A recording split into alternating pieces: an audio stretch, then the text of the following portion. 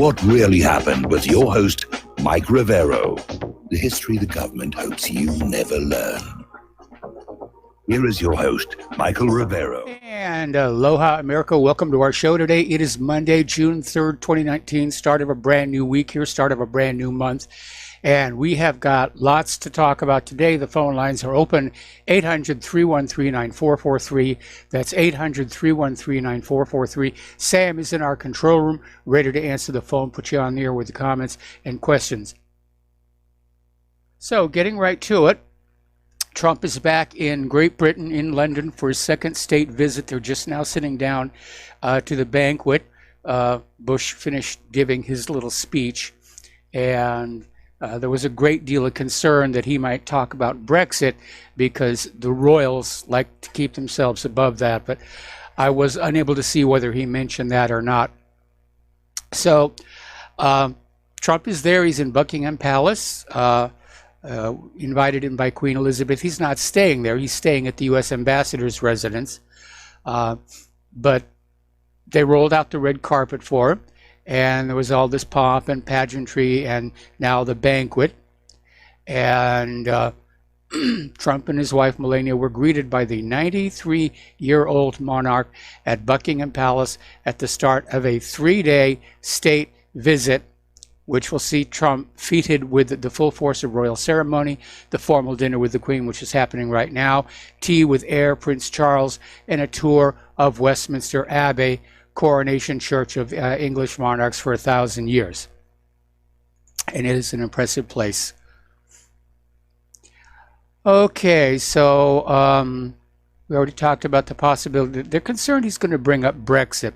Meanwhile, of course, there are just all these protests in the streets, and everybody's taking pot shots at Donald Trump. Nigel Farage, who I would have presumed was politically aligned with Trump, being a nationalist, basically came on out swinging at him for, being bad to all kinds of people. And London's Mayor Sadiq Khan tried to lecture Donald Trump. All of us should be feminists, at which point Trump compared Sadiq Khan to, quote, dumb and incompetent, end quote, New York City Mayor de Blasio.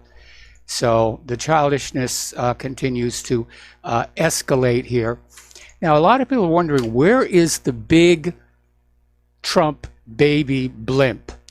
Well, it turns out the original one is being given to a Sadiq Khan-funded museum, and they had just a much smaller one today that was being, I guess, towed around by BBC presenter Victoria Derbyshire. So that's why it wasn't quite as large. And showing just how high feelings are. When Trump was on the approach to landing at the airport, when Air Force One was on that final approach, looking down at the fields, you could see messages mowed into the grass. One of them said climate change is real. The other was more obscene and had a graphic of the male anatomy into it. So we do seem to have lost our civility. We really, really have. Over in France, the Yellow Vest protests are continuing. The police brutality has been extreme. Even though they claim they're using non-lethal weapons, they're causing a lot of damage. So many people have been injured. They're forming their own subgroup to the Yellow Vests. They're calling it the March of the Mutilated. And basically they had a rally yesterday, and the demonstrators carried banners showing their injuries, such as lost eyes and limbs, that various protesters have received over the past few months, and demanding a ban of these so-called less lethal weapons used by police. Hope they get that here. Now, one of the things that Trump is doing while he's there on his state visit to Great Britain, the word is they're going to hammer out a post-Brexit US-UK trade deal, ready to go at a moment's notice. And that's going to ease the economic shock, especially if it's a no-deal Brexit. So that's one of the things that they're doing.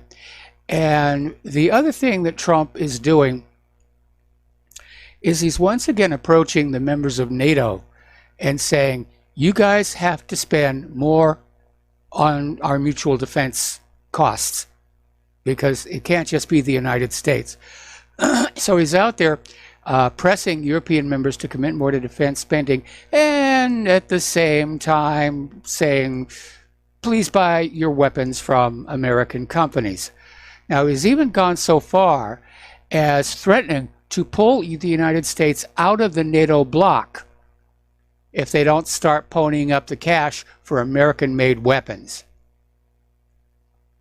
So, U.S. officials are out there saying, you know, EU and NATO could be left alone in the face of threats like Russia. And that's silly. Russia's not interested in invading Europe. They've got enough of their own problems over there. Okay, we're going to do a shout out now to our on-air affiliates who are just now rejoining our network. And over by the coastline with Iran, the U.S. sent a carrier battle group and a strategic bomber, a B-52, to do simulated strikes near Iran's maritime borders. So this involved the USS Abraham Lincoln, multiple fighter jets and helicopters, and the B-52 strategic bomber. And they're just running around there making a lot of noise. But so far, they're not live firing any weapons that I'm aware of. Now, the IAEA has issued its quarterly report saying that Iran is still staying within the limits on its atomic activities set by the P5+1 deal. They're still keeping to the agreement with those other countries. The only country that's broken the agreement is, of course, the United States when it just unilaterally pulled out. But Iran wants the deal to continue. The other signatories want the deal to continue. So far, everybody is playing by the rules, but Iran is saying that the other signatories have to help soften the blow of U.S. sanctions, or Iran will pull out and start increasing enrichment, which is exactly what, pardon me, the U.S. government wants. Down in Syria over the weekend, in fact, just yesterday, Israel fired missiles onto a Syrian military air base in the country's central Homs province. Excuse me a second. Okay, I'm back. This is the second such attack over the past 48 hours. The strike on the T4 airbase killed one soldier, wounded two others, and damaged an arms warehouse. In addition to the Syrian army, Iranian fighters and Hezbollah paramilitary forces were also stationed at the airbase, according to the UK-based Syrian Observatory for Human Rights, which very often is less than wonderfully accurate. Also in Syria, U.S. warplanes last Friday attacked and destroyed 3 oil tankers, trucks, that were traveling through Syrian Kurdish territory. At least 4 people were killed in the course of the attacks. Now, there are not a lot of details. The U.S. hasn't issued a formal statement. The tankers are believed to have entered from Iraq and were heading toward Assad territory. Since Syria lost all their oil-producing regions in the war, they have to import what minimal oil they can get to keep their economy and their military going. Over in the Syrian town of Azaz, they've been hit by a deadly car bombing, killed at least 14 people, wounded dozens. And a war monitor said it's not immediately clear who was behind the attack. But I don't think they were friendly. Now Governor Andrew Cuomo announced yesterday he plans to make a solidarity trip to Israel following the end of the legislative session, which sunsets June 19th. What is it with all these governors, American governors, flying on over to spend time in Israel? I mean, who are they really working for? They're supposed to be working for you, the voters, you, the taxpayers. That's who they're supposed to be working for. Apparently, tensions around the Al-Aqsa Mosque are building up again. And, pardon me, Hamas is blaming Israel for repercussions of attacks on the Al-Aqsa Mosque. Basically, there have been numerous incursions by the soldiers, by the illegal settlers, clashes with the worshippers, and Hamas is saying the Israeli occupation has to bear the responsibility because the ongoing assault and raids on Alaska by Israeli occupation and forces and settlers are only going to make the Palestinian people more determined to defend the mosque and preserve its sanctity. Absolutely. So, apparently last Friday, just before Friday prayers, there was a Palestinian child was just walking into the mosque and the Israeli soldiers shot him dead. 16-year-old Abdullah Louay Geith from the southern West Bank city of Hebron. And apparently they opened fire on several other Palestinians who were trying to enter the Al-Aqsa Mosque from the Wad Abu al-Humus area near the villages of Al-Qas and An Noman, east of Bethlehem. So apparently quite a few of these kids were injured, but the 16-year-old was basically, he was shot right through the heart. Just trying to get to prayers. Now, a lot of people are still talking about Jared Kushner and his deal of the century and how he's going to kick it all off with this upcoming U.S. workshop for Palestinians in Bahrain, which is basically about offering the carrot, getting the money flowing, getting investment going into Palestine. And this author is out there saying that he doesn't see that there's much chance for it to succeed. For some reason, for one reason, some of the major players are boycotting it. The Palestinians aren't going to show up. And too much of the deal of the century has leaked out. Everybody knows it's DOA. It's a non-starter. And of course, Kushner keeps shoving his foot into his own mouth here. He came out with an interview broadcast yesterday, pardon me, that the Palestinians deserve self-determination, but then said he's uncertain they can govern themselves. Well, Jared, I hate to challenge you on your knowledge of history, but the Palestinians were self-governing just fine before the Khazars showed up. Meanwhile, Netanyahu is out there and he's already campaigning for the new elections in September. And he's out there playing the tough guy, the war prime minister. And he gave a speech commemorating the Israeli occupation of Jerusalem, the West Bank, Gaza, and the Golan Heights, and basically declared Israel will never leave those areas. Since the 1967 Six-Day War, the Arab residents of these territories have lived under a military occupation with no representation in the Israeli government. So some are seeing that Trump recognizing the Golan Heights as a part of Israel as a precursor to him recognizing the rest of the territories occupied by Israel since the Six-Day War. Boy, if he does that, that is going to kick up a major fuss. Again, last Friday, the European Union criticized Israel over having confiscated aid for the Palestinian school children, and they're just going to sell it off. The supplies included 2 school structures that have been consigned to Ibsig community, 2 tents, 3 metal sheds to the Al-Hadiya community. The Israeli forces simply grabbed them, and they're going to basically auction them off. And no, the Palestinian school children will not get the money.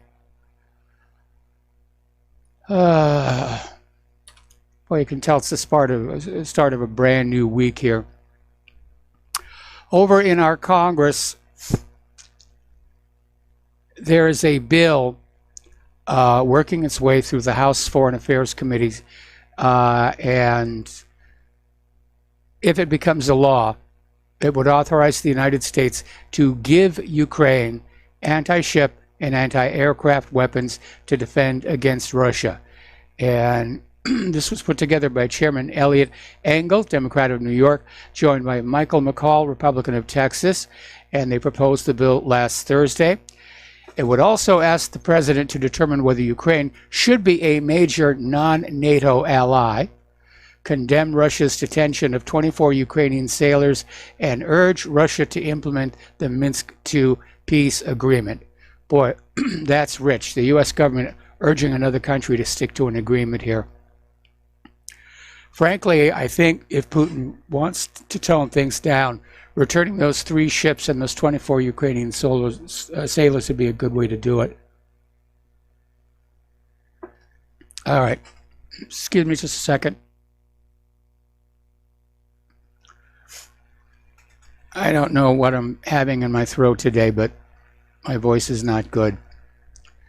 So basically, they're talking about giving Ukraine these weapons, which supposedly will interoperate with the ones being bought by NATO. That's the big thing. It's all networked together. And this does go back a long while. I mean, the original Aegis ships were designed to be networked together. Then they took it up to the next level with Aegis CEC. Little software problem with that. And now they're trying to just network all the weapons in the field so that they can be controlled by very, very fast, powerful computers who we hope will not make a mistake. Down in Sydney, Australia, 3 Chinese warships arrive for a supposed secret visit, and it raised a few people's ire because only a few days ago, China's Navy confronted an Australian vessel in the South China Sea and apparently had targeted Australian helicopter pilots with lasers, which, if they're powerful enough, can be a very, very serious thing. So apparently footage emerged of the warship's arrival into Sydney earlier today, with sailors lined up on the ships in combat uniform, some of them carrying guns. So it's a little less cordial than it might otherwise have been. So the appearance of the People's Liberation Army Navy frigate, an auxiliary replenishment ship, and an amphibious vessel docked at Garden Island comes amid heightened concern about Beijing's growing clout and military muscle flexing. So everyone's getting nervous over there. Now, Philippine President Rodrigo Duterte is saying that the South China Sea is becoming a flashpoint, and he urged progress on a code of conduct, how everybody gets to go wherever they want, everybody gets to share the resource-rich area. China's claiming sovereignty over most of it. There are competing claims from the Philippines, Malaysia, Brunei, Taiwan, and Vietnam. Of course, part of the problem is that right now China is not disposed to get along with anybody because of the way they're being treated with the trade war. Amazing here. Okay, last week we were getting these news reports about how negotiating officials from the Trump-Kim Jong-un summit were being purged and how some had been executed. And the story just seemed funny to me, so I really didn't go with it. But apparently there was reason to doubt because a senior North Korean official who'd been reported as purged over the failed nuclear summit was shown in state media enjoying a concert along Kim Jong-un. So Kim Yong-chol sitting next to Kim Jong-un and other top officials. So it looks like that was more fake news to demonize North Korea. All right, we're going to take another break here for commercials, and we'll be right back. And aloha, America. Welcome back to our show here. Down in Venezuela, a little bit of bad news for Maduro. Russia's state-controlled military contractor, Rostec, has been providing armaments, other materials to Maduro's regime, including Kalashnikov rifles, helicopters, tanks, and aerial defense system. It has also, until recently, had about 1,000 technicians in place to train the Venezuelan military personnel how to maintain that high-tech equipment. Well, now that's just been reduced to a few dozen because apparently Maduro hasn't paid Rostec for months. So the company's being forced to pull the plug. And U.S. sanctions, particularly on Maduro's Central Bank of Venezuela, have made it all but impossible for the bank to sell off what remains of the country's gold reserves to raise the cash to pay Rostec's bills. All righty. Turning to our domestic politics here, over at Judicial Watch, Tom Fitton is saying, the latest revelation of stalk page emails show that the FBI leadership, including James Baker, rushed to turn over FBI email investigation documents to Hillary Clinton just before the election.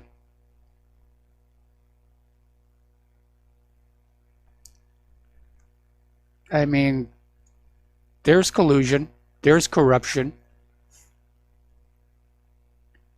Okay. The poll numbers regarding the question of impeachment, unfortunately for Trump, are going up.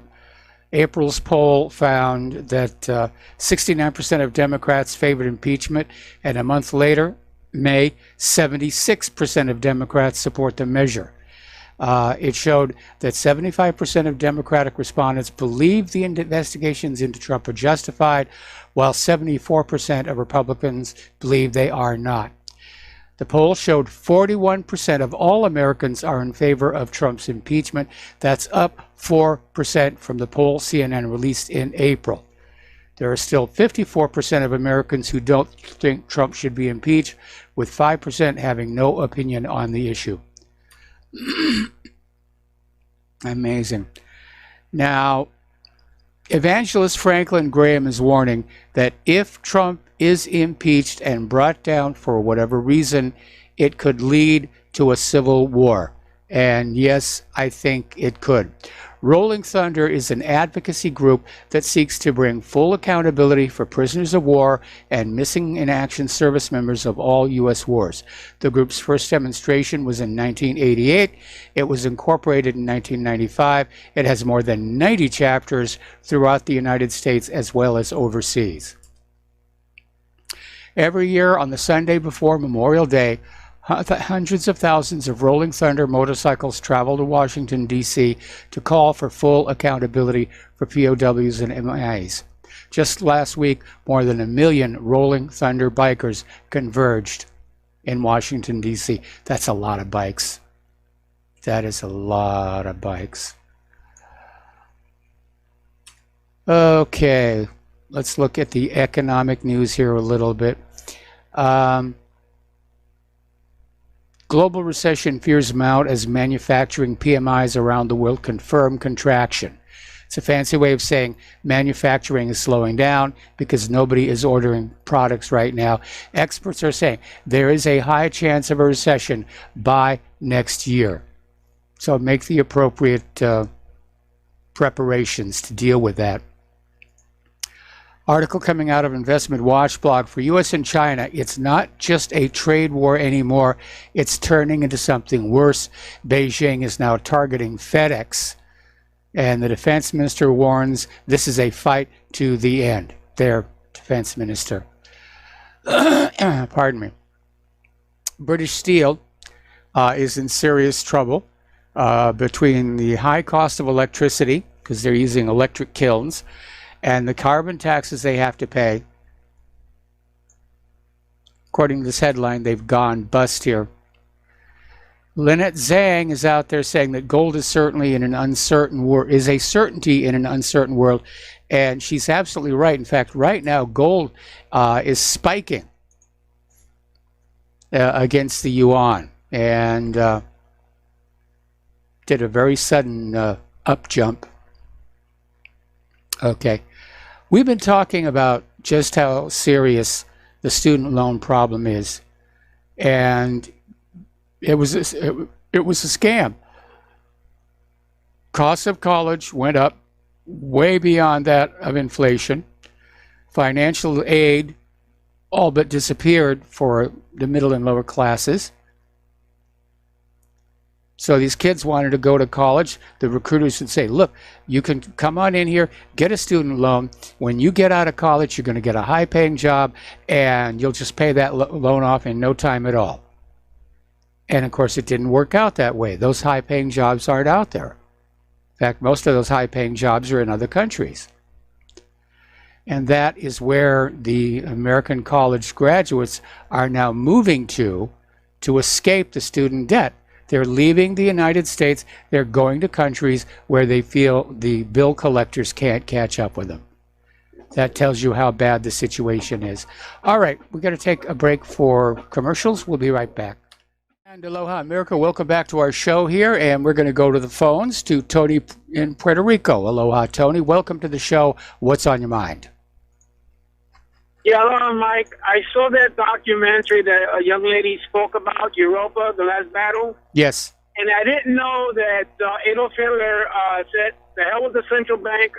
I'm printing my own money, and that's it. And one other thing, that he was the only leader in the 20th century, I believe, who arrested a Rothschild. I didn't know that. Yeah.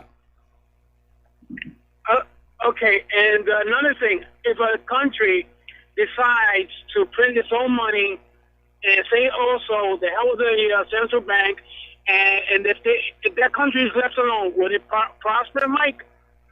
Well, yeah, any economy that's running in a perfectly balanced form is going to do very, very well.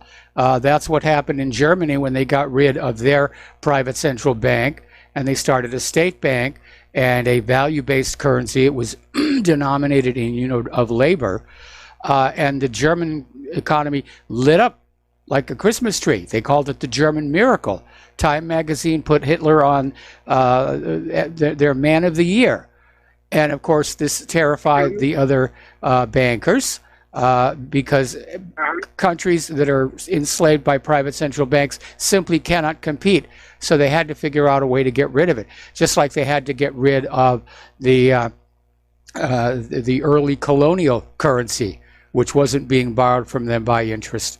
And that's a big part of what the American Revolution was all about, was having our own currency that was balanced and fair and honest, or being forced to continue to use currency that was loaned at interest by the usurers over at the central bank.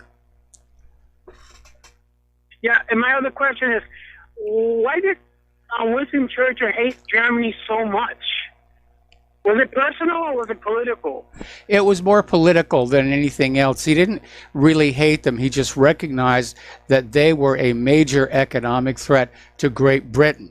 That a Germany that was up and industrialized and manufacturing could basically take the economic focus away from Great Britain. And so, yeah, that's why Churchill was just campaigning very hard for these wars. All right. Thank you, Mike. All right. Thank you for the phone call. We're going to let you go. Okay, let's talk about immigration here. There's some developments that we need to be paying attention to. There's a video that got shot down by the Rio Grande. The video was shared by the Customs and Border Protection. It shows a group of 116 people from Africa just walking across the water into Texas. Specifically, they come from Angola, Cameroon, and the Congo. And if you have been following along closely, you know there is a risk with anybody coming in from the Congo who's not being, quarantined. They could introduce Ebola into this country. So this open borders issue, it's no longer just a political crisis or an immigration crisis, it's a health crisis. Alrighty, apparently there's been an incident down on the U.S.-Mexico border in California where a Marine was attacked inside his vehicle by 3 people, and he had to scare them off by discharging his weapon. So that's how tense things are getting down there. All right, this may be the sign of a capitulation, maybe. We'll see what actually happens. Mexican President Manuel López Obrador hinted over the weekend he's prepared to tighten migration controls and reach a deal with Trump to prevent the implementation of tariffs. And López Obrador said Mexican officials will begin negotiations with the Trump administration in Washington, D.C. this week. He says we're going to do everything that we can do to reach a deal through dialogue. Well, I'm sorry, but it's all like talk and dialogue, sounds like to me. That Obrador may be stalling for time. What a mess all these people have made of this world. This used to be a nice planet. Anyway. Okay. Hungarian Prime Minister Viktor Orban and Jordan Peterson slam illegal immigration during a meeting. And the Hungarian Prime Minister and the Canadian academic are both known to be staunch opponents of the uncontrolled illegal migration that's been pouring into the EU since 2015. And so Orban met with Canadian University professor Jordan Peterson, who was attending the Brain Bar Festival in Budapest to discuss an array of topics.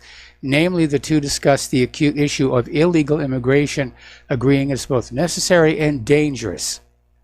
Rather, unnecessary and dangerous. Yes, it is. It is completely unnecessary. Europe didn't need additional workers, let alone additional criminals. Apparently, over 600,000 migrants, more than 500,000, entered Great Britain last year. Twice as many as the number who migrated to France, and nearly the entire population of the city of Belfast.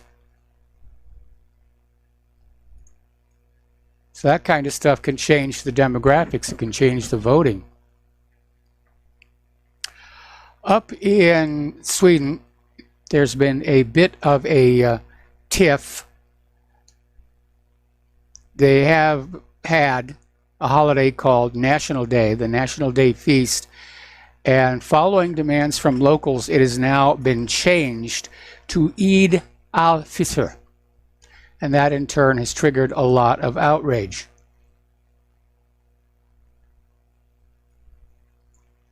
Now, Angela Merkel has gone on a verbal tirade against Donald Trump, and she spoke to Harvard University, and she used most of that speech to urge graduates to tear down walls of ignorance and narrow-mindedness.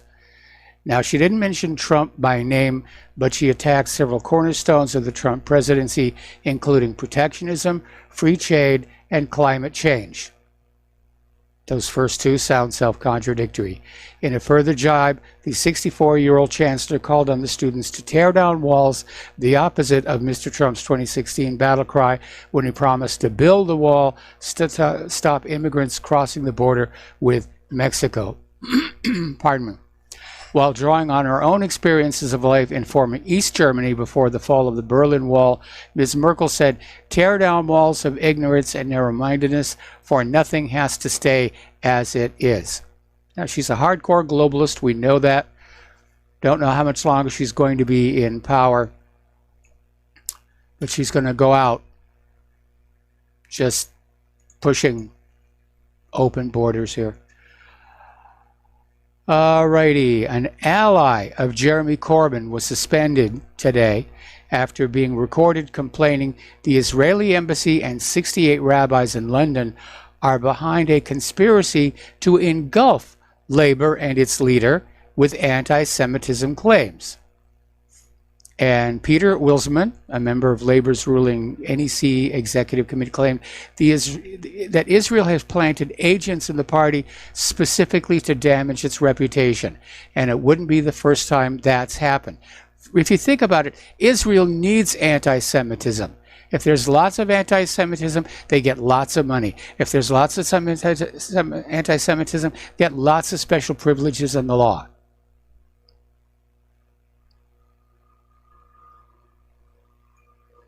So that's how the game is played. Story coming out of Voice of Europe, according to a recently done study, only around 20% of Germans are comfortable expressing their opinions freely in public. Most feel like censorship is already taking over, especially when it comes on the taboo subjects of refugees and Islam. The study also found that most Germans feel comfortable expressing their views among friends, but not in public, because there are too many unwritten laws which opinions are acceptable and which are not. Well, if you give up your right to freedom of speech, you've basically surrendered right there. That may have been what got you into trouble the last time. Over in Finland, they're looking at a plan to put electronic footwear on immigrants who've had their asylum applications rejected so that they can keep track of them leading up to their deportations. And I think it's a good idea. I think it's a very, very good idea. Alrighty, Nancy Pelosi is on the warpath. She absolutely hates Donald Trump's pro-American merit-based immigration plan. And obviously, I think most people would see it as common sense. We want skilled newcomers over chain migration. So Nancy Pelosi has taken aim at Donald Trump and has recently rolled out merit-based migration plans through his Slovenian-born wife and her parents, who became U.S. citizens less than a year ago. She lambasted his plan as an idea designed to make America white again. So she's saying, I don't know if merit counted for it when his wives came into the country. I don't know. Maybe it did. God bless him if it did. But he calls that chain migration. So, all right, let's talk about John Cleese. John Cleese got into a little bit of trouble last week with a tweet saying that London is not really an English city anymore, and he was roundly attacked by London Mayor Sadiq Khan, saying he's reverted to his character in Fawlty Towers. And John Cleese stood his ground. Basically came on out and said, I cannot accept a culture that accepts female genital mutilation. And obviously I agree with him on that one as well. So, okay. Lately there's been a lot of material released by the FBI tarnishing the image of Martin Luther King. And last week, conservative media outlets have been leaping on a report that claims FBI agents told each other that Dr. Martin Luther King Jr. had 40 extramarital affairs and even stood by and laughed while his friend raped a woman. In hearing those allegations, we must all remember that the FBI has zero credibility and took part in the attempted treason against President Trump via the Russian collusion hoax. And the FBI's war against the civil rights movement, Black Americans and Dr. King in particular, is legendary. So the FBI has been corrupt to the core long before Comey came along, and underscored the depths of treason and criminality that have long festered inside a once trusted but no more institution. So these allegations against Martin Luther King sound a lot like the Trump dossier. Anyway, okay. A while back, we had somebody call into the show with this claim that the movie actor Errol Flynn, who played in The Adventures of Robin Hood, among others, was a Nazi spy. And this came as a bit of surprise for me. I know that they used that theme in the movie The Rocketeer, where they had a character who was obviously based on Errol Flynn, who did turn out to be spying for the Nazis. But that's a movie.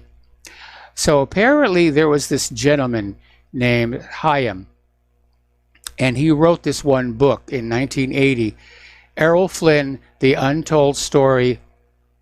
And in the work, he alleged that Errol Flynn was a bisexual fascist sympathizer who spied for the Nazis before and during World War II and had affairs with Tyrone Power, Howard Hughes, and Truman Capote.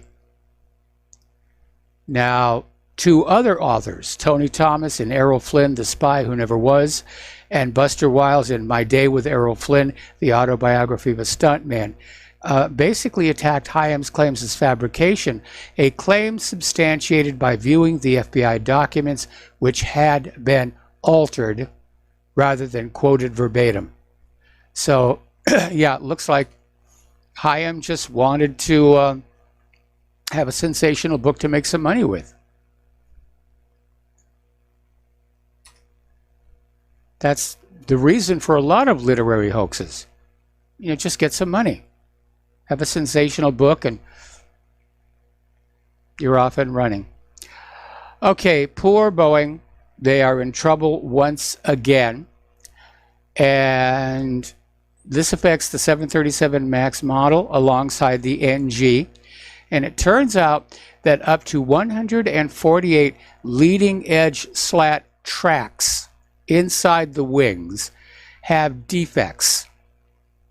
They have faulty parts that were produced by a Boeing sub-tier supplier, and they're saying it could affect up to 133 NG and 179 MAX planes worldwide. Now, what they mean by the slats, if you've ever sat by the wings during the plane is taking off, you will see there's a leading edge extender that just pokes out a little bit and curves down. That's the leading edge extender. That's what they're calling the slat. And it's basically, there are these little arms that go back inside the wing, and they ride along this little track on wheels. And it's fairly straightforward, but the component is under a huge amount of strain. And so it's got to be made absolutely perfectly. Now, having the slats fail in flight is not going to lead to a crash, but it could lead to damage to the aircraft in flight. So I don't know what Boeing has been doing, but the FAA is going to issue an airworthiness directive to mandate Boeing service actions worldwide. Got to take another break for commercials. We'll be right back. And aloha, America. Welcome back to our show here. We're going to go back to the phones to Terry in California. Aloha, Terry. Welcome to the show. What's on your mind? Mike, you're talking about the FBI and Martin Luther King Jr. Yes. Well, don't forget, they were partners in his assassination, from what I can tell, them and the Memphis police. Yes. And if they didn't actually pull the trigger, they set everything in motion to be able to have that done. And anyway, have you heard that, excuse me, the NSA has virtually turned over all their information to the Israelis? Yes. The Israeli government. And, we know who's in charge of this country, just from that one act. And that's why I'm kind of against the impeachment of Trump, because we're going to get them. We're going to get Pence. And he's as bad as Trump, if not worse, when it comes to Israel. He bows down in front of them, even more so than Trump does. And that's my main argument against impeachment. But you said that the slats on 737 couldn't cause an accident. Well, it caused an accident in Chicago on the DC-10 on one side when they took off. I forgot what year it was, maybe about 30 years ago, and everybody was killed. And I've had, as an aviator, I've had experience with slat problems myself. Okay. But anyway, you talked about this immigration, the Ebola epidemic, and these people from central Congo in quarantine. Well, somebody had to facilitate getting them here, just like all these refugees.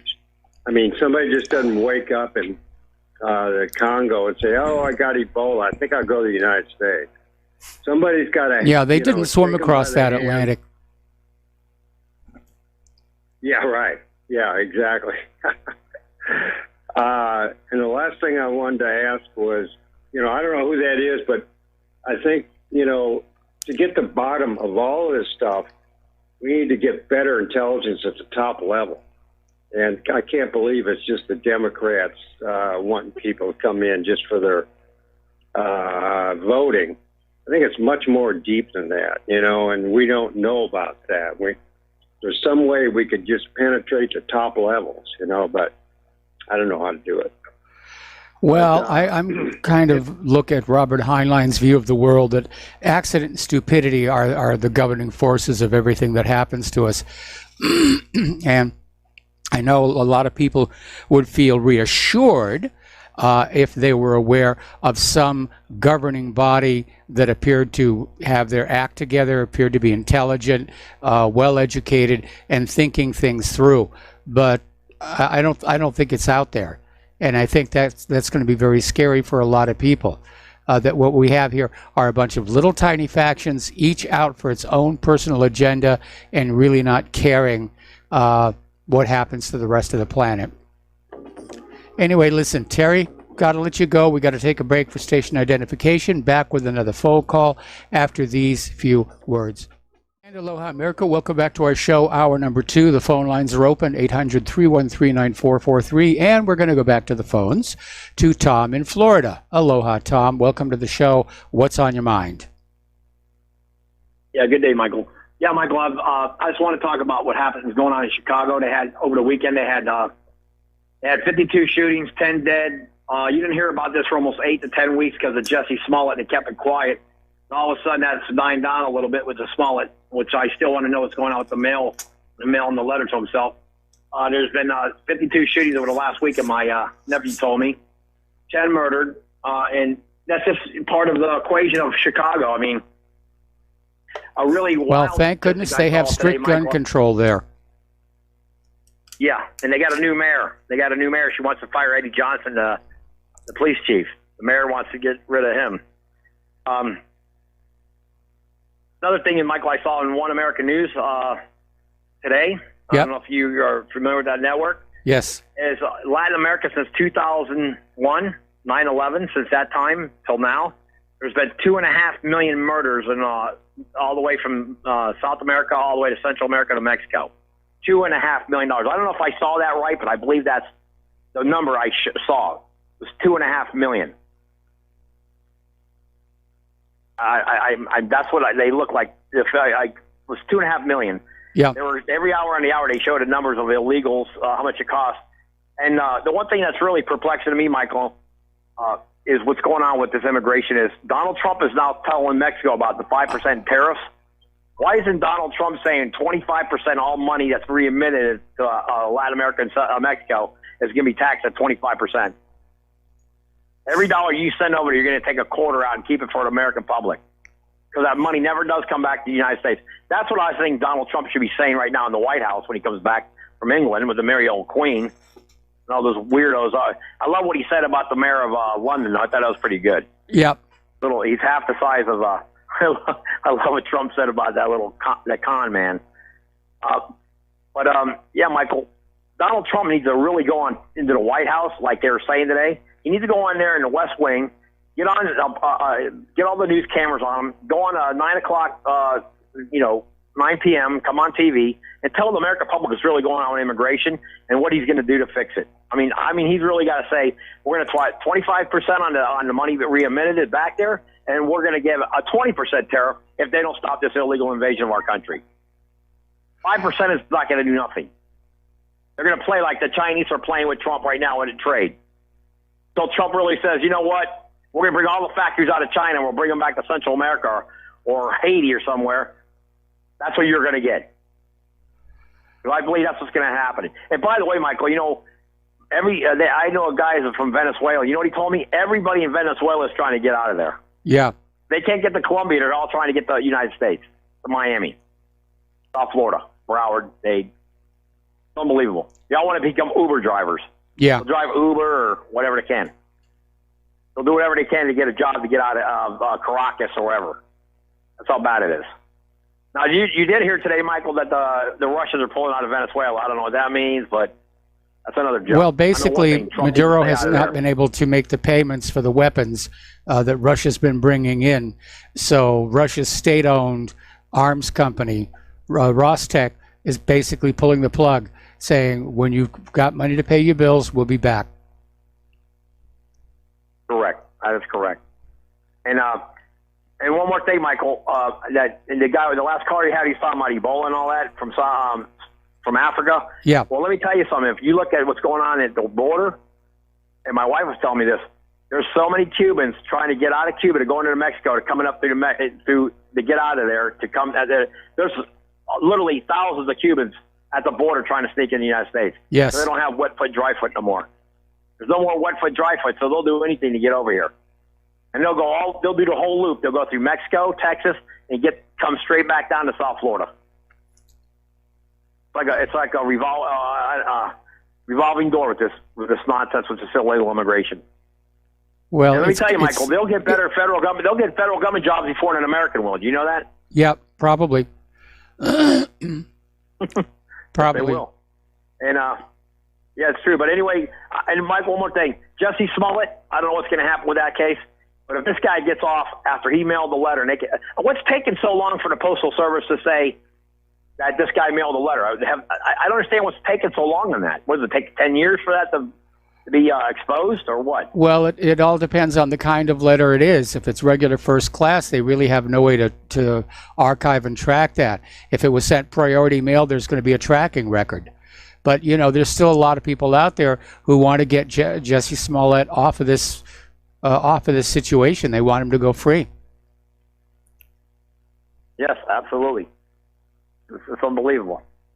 And Michael, I'll let you go. I know you got another caller. This guy, you know what? I haven't seen a picture of. The only show. Well, actually, I did see one picture on Drudge of the guy who did the shooting in Virginia Beach. Yes. Who was that guy? He was apparently he worked for the government. He worked there 15 years, and all of a sudden that morning, he emails in his resignation, pulls the gun, and starts shooting people. And I want to know what medications this guy was on, because it just doesn't make any sense. It doesn't. And I don't know if I heard that he resigned or they were re-signing him. I thought I heard OAN said he was going to get a resignment or something. They were going to, because he was messing up and he was going to be resigned to another position. No, the report I saw was that his work performance was considered satisfactory, and right, that there were no blemishes on his record. He wasn't the greatest employee they had, but he wasn't the worst. Again, I want to put the focus back on these psychiatric medications. I agree. Sounds too strange to me on that one. But okay, Michael, thank you for your time. And okay, all I can say is we're being invaded, and until that stops, this country's going to fall. It's going to crumble within a very short time, I believe. Okay. This illegal immigration. All right. Well, thank you very much. We're going to let you go. We're going to do a shout out to our on-air affiliates who are just now rejoining our network, and we're going to go to Mark in North Carolina. Aloha, Mark. Welcome to the show. What's on your mind? Yeah, hello, Mike. Mike, I was hearing about what's saying about the FBI, Martin Luther King. I've heard this before a few days ago. Don't people understand that we've got to get rid of the FBI? You're not going to reform it. You're not going to reform a bit. It came out of a bad seed with the cross-dressing degenerate that started it, okay? And it just keeps on getting, instead of getting better, it gets worse from year to year. It's run by criminals. All it cares is snooping on the American people. It's not I would not call these guys who work there peace officers. I would say these are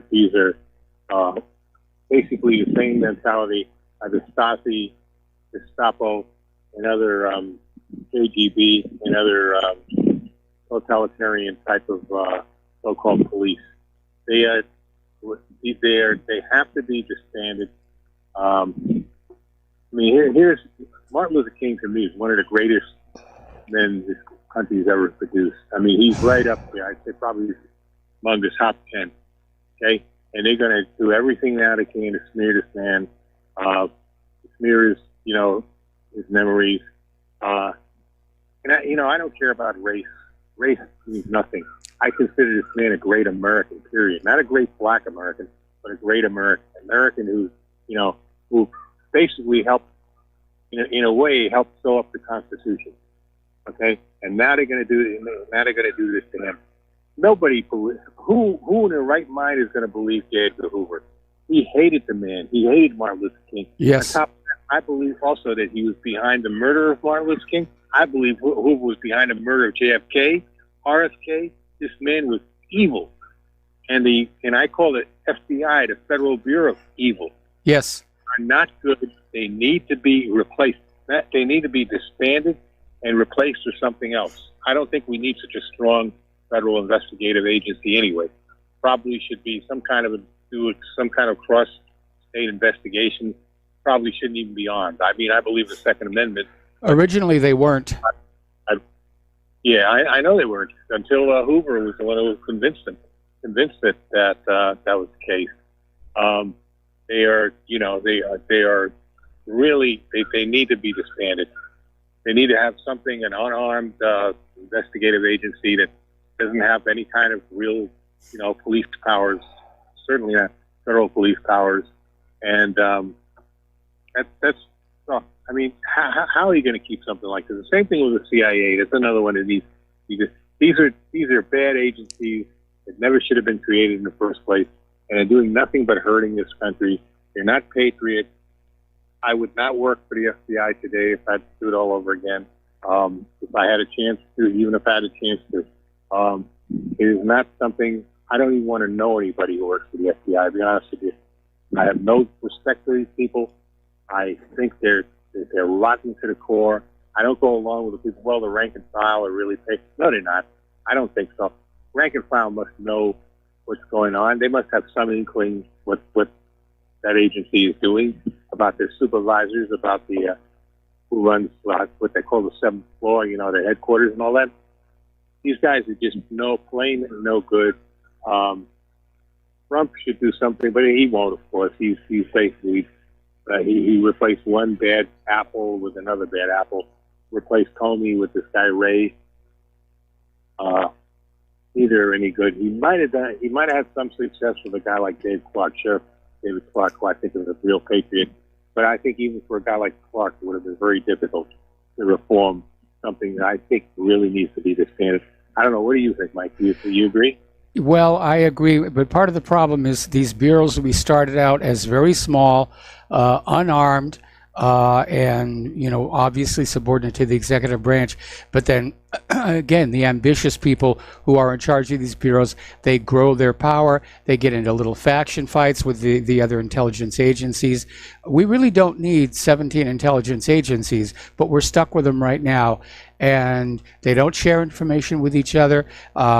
They're constantly in conflict with each other.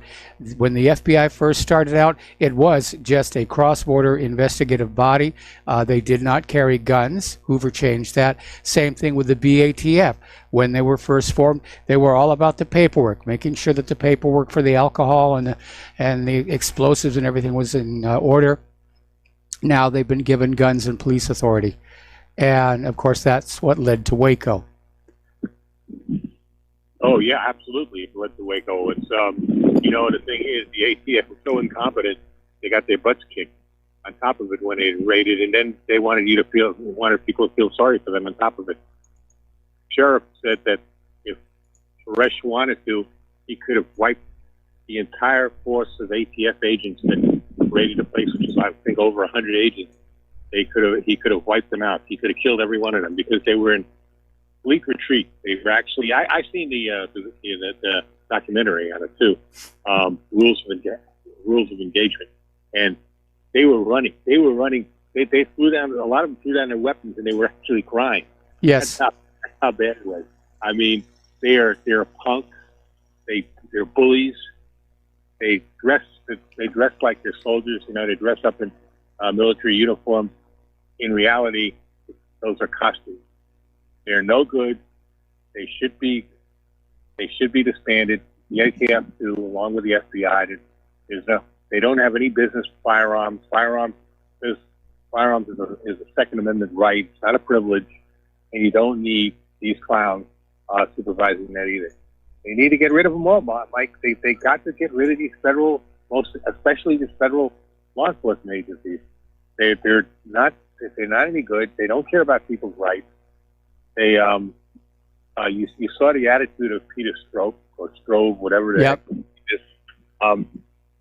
I don't think this is untypical of these clowns. They're overpaid on top of it. They got way too much power. They need to be gotten rid of. They really do. They need to get the heave-ho. It's not an agency that we need. It really is. They really don't solve any crime. And most of the terrorists they supposedly have caught, they set them up. They take a retard basically, or somebody, a drug addict, convince them to do some kind of an act, give them fake weapons, and who knows how many they actually gave real weapons to, and then make like at the last minute they solved the crime. They stopped the terror attack from happening.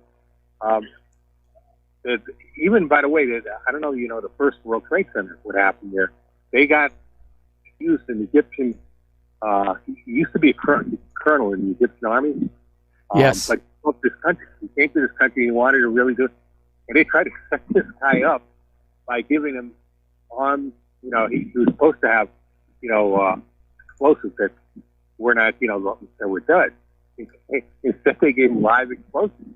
He called him and told him, "Hey, you give me live. What are you doing? What's this?"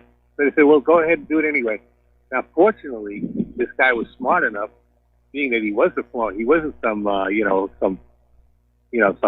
criminal off the street or some retard or some drug addict. He actually was a colonel in the Egyptian army.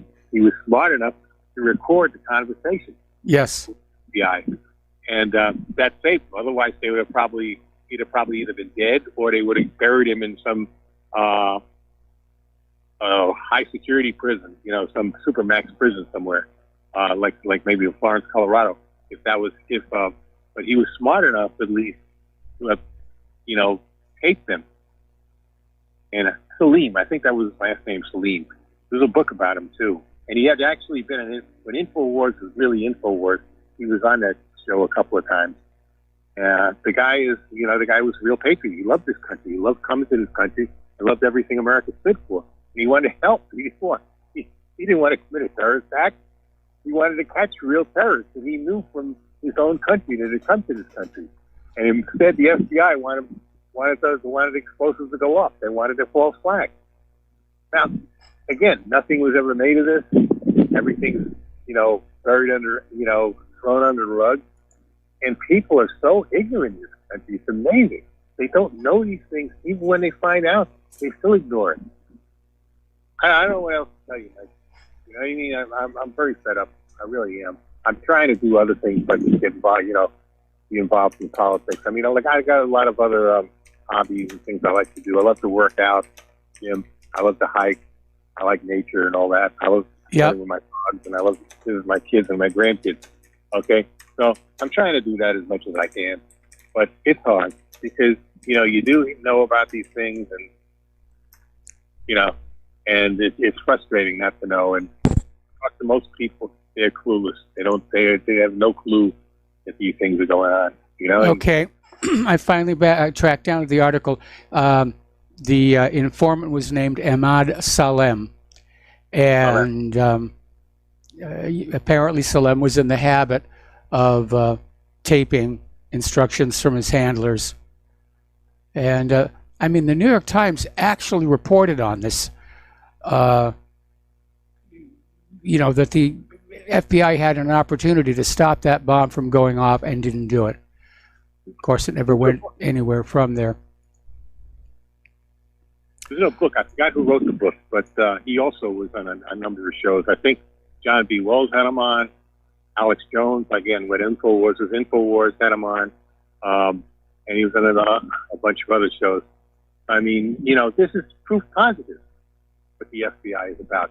So they were willing to have, and people were killed at that. first World Trade bombing, and it could have actually been worse. It could have really knocked down the building.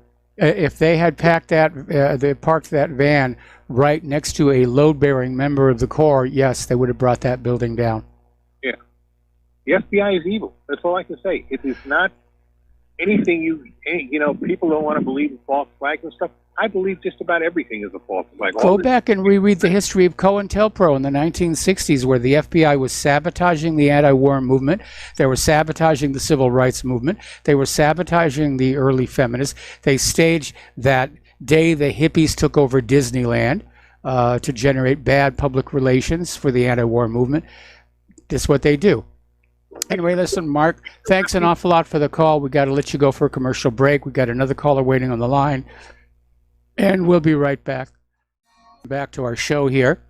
And once again, Republic Broadcasting is asking you to step up and help support independent media. And it is very important that you do so, because just imagine what happens if we are no longer here. Now, last week we actually had a brief service outage because we're struggling to pay the bills. I think that illustrates just how serious this really all is. So whatever you can do, there's no such thing as too small a donation. The postal address where you can send a check, money order, or if you prefer anonymity cash, is Republic Broadcasting Network, 2251 Double Creek Drive, number 302, Round Rock, Texas, 78664.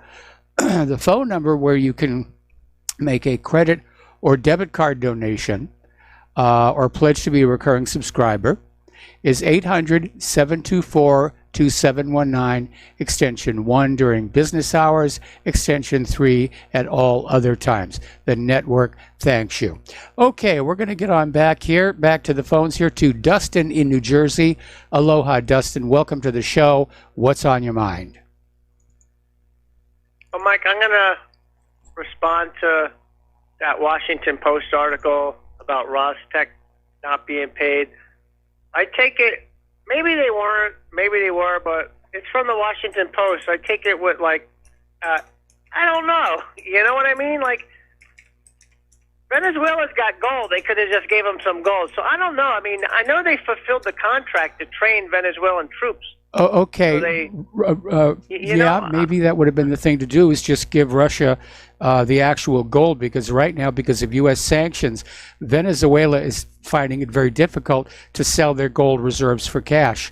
So, yeah, maybe that might have been the thing to do, is give them the gold equivalent. We know that Russia's buying gold.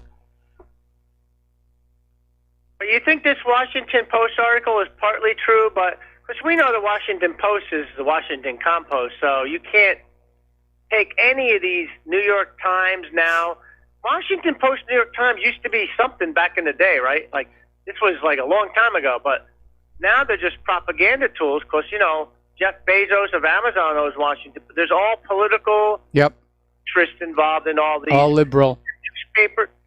Yeah, but not only that, Fox News has an interest in pushing their agenda, except for, I like Tucker Carlson. I don't agree with him on 100% because, he called Vladimir Putin, I get aggravated when he says, I wouldn't want to live in Russia. Well, he must not watch any YouTube video because people go shopping in Russia, they eat in Russia, they shop in China, they eat in China. We live here. We always demonize people like everybody's locked up in their room in these countries. You ever realize that? Yes. People go to if you ever look in Venezuela, they're driving to work every day. They drive to work. They love their kids in Russia, China, Venezuela, North Korea. Like that North Korea article.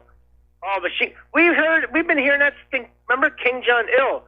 He blew his cousin's brother's uncle's third sister away with a .50 caliber. It's all propaganda coming from either tabloids. Well, look at that last one they tried, where one of the negotiators from the Trump summit had been executed, and now he turns up again today.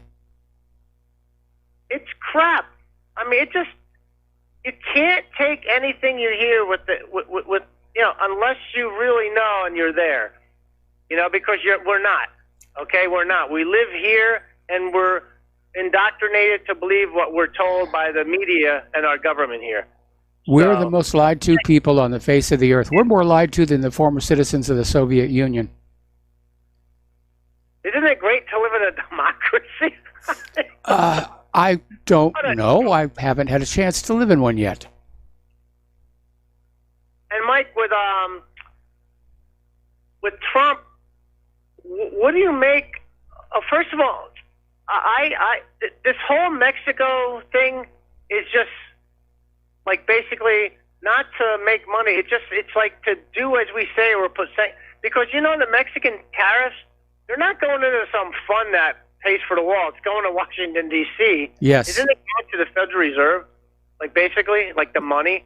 Like yeah, it's another form of taxation. Yeah. So, ultimately, we're paying the tariffs, the increased prices on the Mexican goods, just like we're paying increased prices on Chinese goods.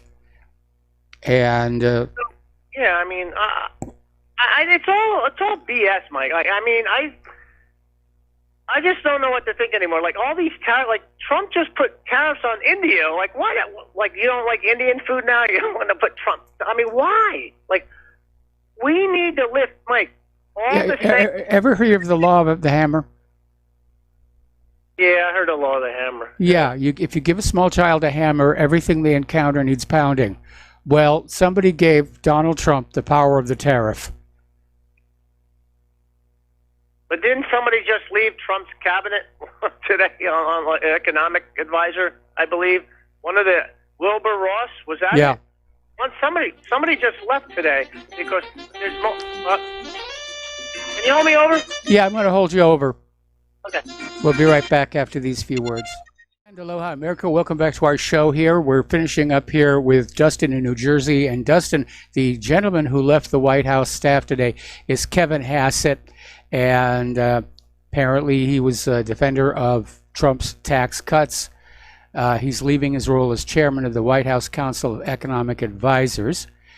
And not really saying the reasons for it, but he's definitely stepping down. Okay, so anything else, Dustin? Yeah, Mike, and those tax cuts didn't do squat for the average person. No, they did not. That just helped. Yeah, that helped the stock market. The companies buy their own stock back. So, Mike, we're in the worst. We're still. You talked about the manufacturer index being lower, so nothing changed. Things are getting worse. Yes. Nothing's getting better, Mike. That's Nope. what I'm saying. And I don't think it's ever going to be getting better. And let me finish by saying Trump should just get rid of all the tariffs from everybody and all the sanctions and everything, because free trade's the only way. The rest of the world is going to walk away from us. It's coming. Okay? If you keep putting sanctions on people and bullying people, they're not going to do business with you anymore. You don't do business with a bully. You're just going to go to somebody else. So that's the way I look at it, Mike. Have a good show. All right, thanks an awful lot. And we're going to switch over to Stuart in Florida. Stuart, thank you for waiting so patiently. What's on your mind? Stuart, are you there? It's not Stuart, it's Al. Okay, let's go to Nathan in Al in California. Canada. Aloha, Nathan. Welcome to the show. What's on your mind? Oh, hello, Mike. Can you hear me now? I hear you now. Yay. Okay, great. Last time I called in, I don't know, a couple of weeks ago, I had a bad connection because we have had a lot of rain here in Northern California. It sounded like I was calling from Siberia in the middle of a snowstorm. Anyway, just something real quick here on Martin Luther King. But before that, I was talking about Layla, and she had made a statement that we need to overthrow Donald Trump, and she didn't know when she said that, and you didn't know when she said it, and that was on May 3rd on the Gibson channel at 1 hour, 2 minutes, and 30 seconds. He said, we've got to overthrow Donald Trump. And I just repeated her exact words. That was it. Okay. And she implied that, I meant we need to reelect somebody else. Well, who are you going to reelect? You know, creepy, sleepy. Yeah, overthrow's a little bit stronger. Yeah, Yeah. So anyway, I thought I'd clarify that. Layla's negativity is really, really tough to take, and I'll just leave it at that. I refuse to listen to her anymore. What I wanted to mention about Martin Luther King, kind of a personal story. Years ago, back in the 80s, I used to live down in Southern California. And on this one particular day, I had been running around San Diego County like a madman, and I was kind of tired. It was the end of the day, and I thought I'd go have a beer at a place that's near the La Costa Hotel. And the place was called the Crazy Burro, and you had to pay about an extra $1 for a beer, but, you know, it was a very nice place, and you got to look at some pretty girls and the TV and, you know, very nice atmosphere. So I'm sitting at the bar, I'm sipping on a beer, and this guy strikes up a conversation next to me. And he starts talking about, you know, the days of Martin Luther King and Jesse Jackson. And he says, you know, I was in a room with Jesse Jackson one time, and he was saying some terrible things about Jackson. He said, you know, Jackson said to me, watch this. And he picks up the phone, and he gets on the phone with this person, and he's humiliating him, and he's dishing out orders and all these disparaging remarks and ordering him around, blah, blah, blah, blah, blah. And then he said to me before I left, he said, believe me, the civil rights movement was nothing about what you think it was. It was a lot of other things. It was nothing what you think it was. And then months later, I got to thinking about that conversation, and I thought to myself, you know, I'll bet you that guy was one of those people who might have been listening to the conversations in, you know, the motels and hotels where Martin Luther King was staying as he traveled around. He did not look like the type of guy that would be in the same room with Jesse Jackson. So I think he was one of the guys that was bugging the rooms. Well, it happens. But he said the civil rights movement is nothing what you think it was. It was absolutely nothing what you think it was about. And that's why when the material comes out about Martin Luther King not being what he, you know, presented himself to be because of other certain things, fooling around with prostitutes, et cetera, I tend to believe that's true. A lot of politicians are, you know, one thing to the public and another thing in private. Hillary Clinton's a good example of that. And the last thing I'll say, and I'll get going, I wanted to mention something about Bill Barr, our Attorney General. Yes. I'm a big Trump fan, but you know, I know he's making mistakes. He's ex-Iran-Contra. And he said, well, how do you know that? How do you know that? Well, what you have to do is go to YouTube and you YouTube search Chip Tatum, Ted Gunderson interview.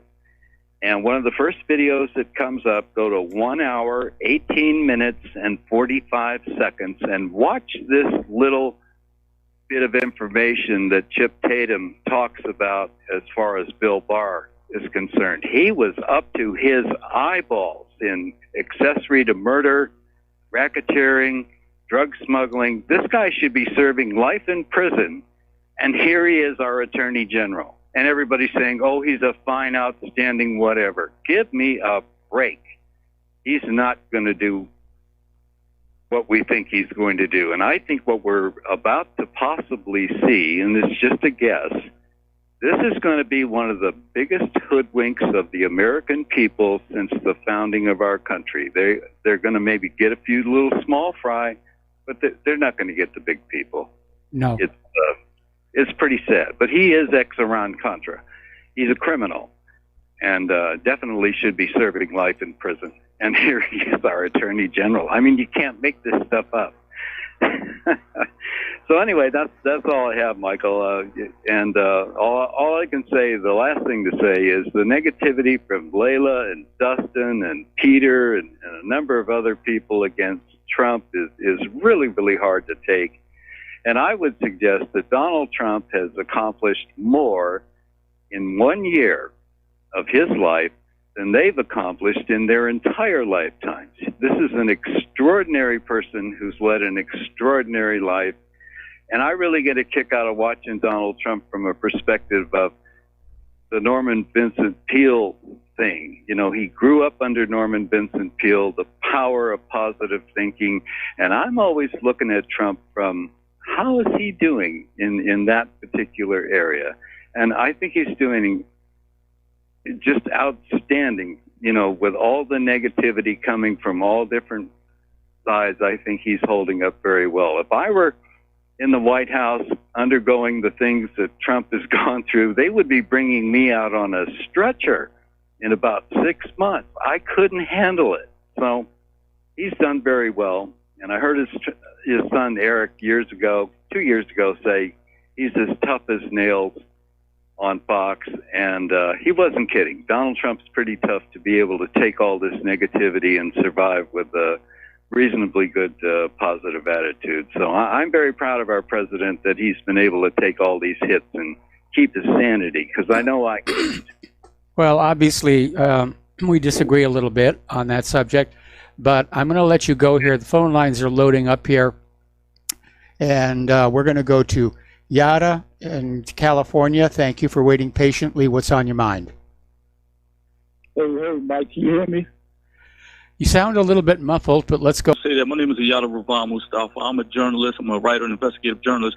And I want to say to all the listeners first, please support our RBN, y'all. Please support RBN, because this is one of the last bastions of truth in this country. What Mike is doing is very good work. So please support RBN, y'all. Any little bit and anything you can give, it helps. Please. I know as a journalist it helps, because the suppression and the censorship is getting out of control. We are really living in an animal farm. And I'm trying to tell y'all, it's getting crucial. But yeah, I did want to make a remark. That last guy, Mike, he was a hell of a Trump cheerleader. Yes. I don't know if he's watching the same thing me and you are watching. But besides that, I wanted to make a comment about Martin Luther King, and then secondly, go back to the FBI topic that you was on. The first thing, as far as Martin Luther King, you know, I've done a lot of research and investigating, you know, his life and his history, and a lot of the things that the bureaus were saying that he was doing. And a lot of that came, you can chalk a lot of it up to character assassination. You understand what I'm saying?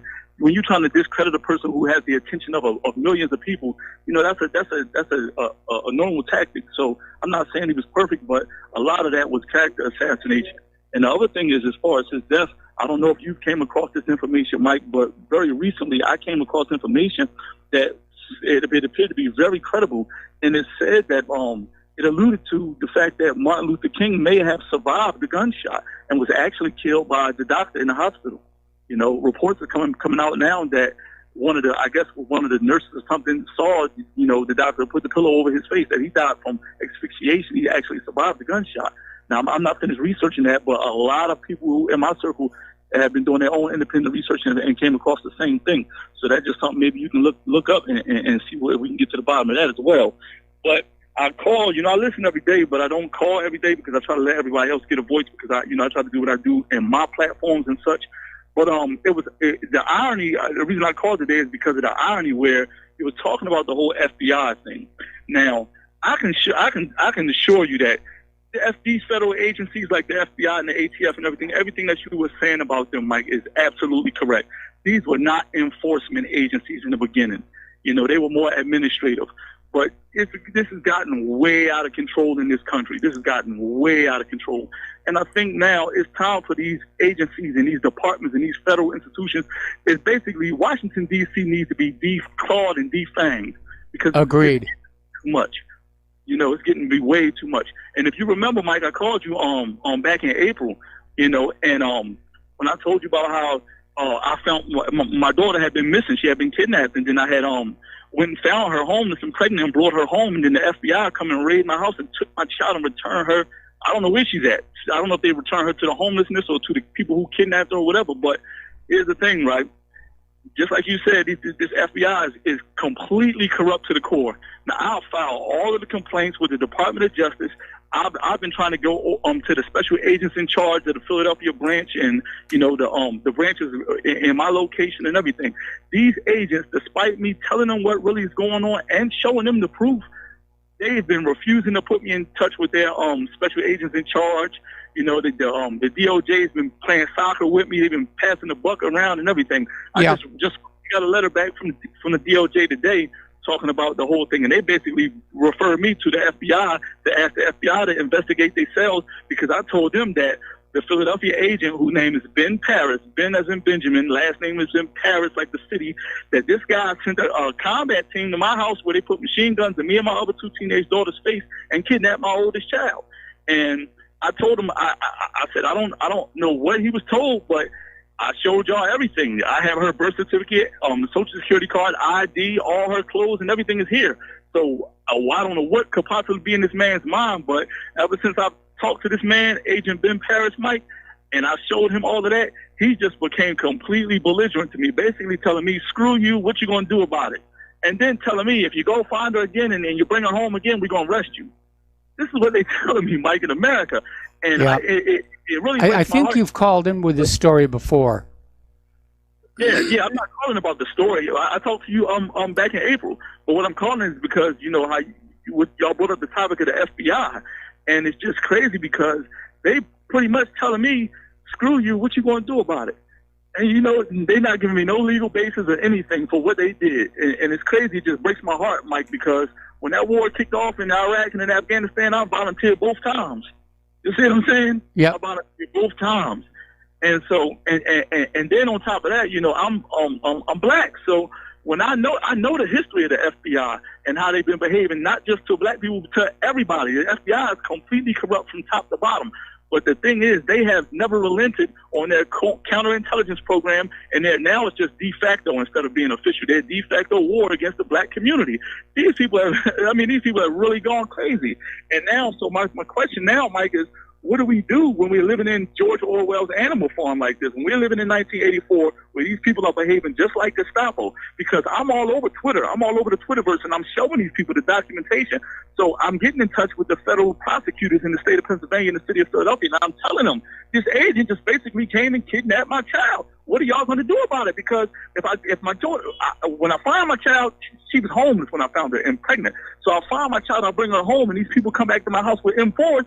I'm going to introduce them to the Second Amendment. So I'm really trying to avert disaster. What do we do in situations like this, Mike? Because it's to the point now where I'm looking at what our government as a whole is doing all over the world. Look at what they're doing in Venezuela and the things that they're doing. Okay.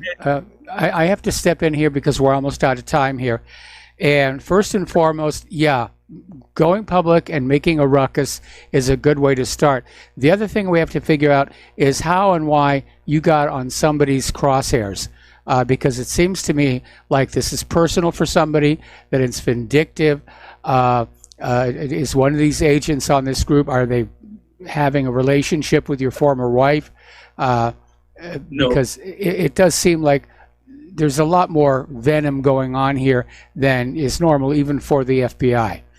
So, I mean, I've had a few brushes with the FBI myself, and they weren't pleasant, but it certainly wasn't to this degree of shall we say, vengeance and victimization. Yeah, exactly. Now, you hit it right on the nose. He's not necessarily messing around with my wife, but I'm working on a book, and I'm not trying to plug right here, but it's just relevant, right? The book that I'm working on is called As Testament to Justified Rage, and that's because I'm putting together a chronology of my life for the last 25 years of constantly all of these things and I'm providing proof of everything with the law enforcement and judicial community in various parts of the country have been committing outright crimes against me, just like this agent Ben Paris. This man is supposed to be in jail right now. Okay. All right. Well, I'm sorry. I've got to cut you off. We got to take a break for commercials, and we'll be right back with another phone call. And aloha, America. Welcome back to our show here. We've got one caller left on the lines. That's Al in Canada. Al, thank you for waiting so patiently. What's on your mind today? Hey, Mike. I hope you don't mind. I'm going to tone things down a little bit here. We live in a really crazy country, eh? Yes. I mean, it's like right out there. And that may not be a bad thing, right? Because at least, the people in your country are still talking about things, right? Well, I don't know how much is talking versus just screaming at each other. Yeah, well, there's always that. That seems to be happening more and more. I had originally called about tariffs and debt because they're so intertwined. You know, you probably already know. I mean, debt it's a joke, but tariffs. What exactly happened in like 1969, 1970, 71 in your country, Mike? Because everything seemed to go bad. Like it's almost like the bankers really took over. Yeah, and a lot of people think that really started to happen back actually in 1963, but we didn't feel the effects until 1969. One of the first things they did after Kennedy was gone, of course, is they took the real silver and valuable metals out of our coinage and gave us these copper slugs that we have today. And from that point on, our money floated free of any value, and it's been inflating since then. Yep. And a lot of other things happened too, like, for instance, healthcare became for profit. Yes, that happened under Nixon. Yes, yes. Like a lot of really bizarre things happened, like you said, with John F. Kennedy's assassination of '63. But really, I mean, what about in 1933? What happened? Well, I think that was the year that they tried that coup d'etat against Franklin Roosevelt. Yep, yep. You know, you get a really rich history. I wonder how many kids even, know it. But apparently, your country is just rife with fight. Yes. You're always fighting. You know, Mike, it's kind of funny when you think about it, because the United States of America is still one of the freest countries on the face of this planet. So, you know, it could be better, right? I hope it gets better. It could be a lot better. It could also be a lot worse. I don't know how free we are. I know there's an international ranking of freest states in the world, and I know the United States has been in decline the last several years. I mean, they're trying to suppress our freedom of speech by calling it hate speech or anti-Semitism. They're certainly on the warpath against our Second Amendment rights. The Fourth Amendment is totally gone. It is absolutely gone. We have no more privacy anywhere, either from government or corporate interests. Well, it's the same thing up here in Canada, Mike. Exactly what you just described. Okay, Al, stay on the line. I've got to take a break for station identification. I'm going to come right back to you after these few words. And aloha, America. Welcome back to our show here. We're still talking with Al in Canada, and we're talking about just how much of our freedoms and privacy that we've lost in the United States, and how much we're being surveilled and controlled. And now they're talking about they're going to bring facial recognition into the schools to just get the kiddies used to being scoped and scanned, 24/7. It's just brainwashing them to accept this dystopian future that is being built around us right now. Right out of the Animal Farm. Yep. I won't go to Walmart. Well, I won't go to Walmart for other reasons, but I know for a fact that as soon as you walk up to a cash register, like, there's a camera in your face. What are you doing? So, I mean, I can see a lot of reasons why they would want to do that, but I can see a lot of reasons why I wouldn't want them to. Because, number one, it's creepy. Yes. Hey, Mike. Have you ever seen those where you walk up, you can actually see you coming, if you're looking hard enough, but eventually, like you're just staring at yourself. There's a camera with a screen right in front of your head. Like, why? Why would anybody want to do that? I imagine to deter a holdup would be one good reason. Well, that would be That would probably be the only reason that I could Yeah, understand. to let you know you're being watched and recorded, so don't try and anything funny. Oh yeah, the funny stuff. Yeah. Oh yeah, the funny stuff. Yeah. I'm laughing because I actually kind of find that humorous. It's one of those cliche. Yes. Don't try any funny stuff. Don't try any funny. And of course, they got their hand in their coat pocket, with their finger pointing out like there's a real gun or something. But a lot of times there is a real gun. Yep. Right. Yep. And you can't stop the criminals from being criminals. Well, I think you can. I think criminals, if there's an alternative way to make a living, they're going to go that way and not have to deal with that constant stress of, are the cops going to find me? I think right now the reason crime is going up here is not because somebody got up one morning and said, I think I'm going to go out and be a criminal because it looks cool on TV.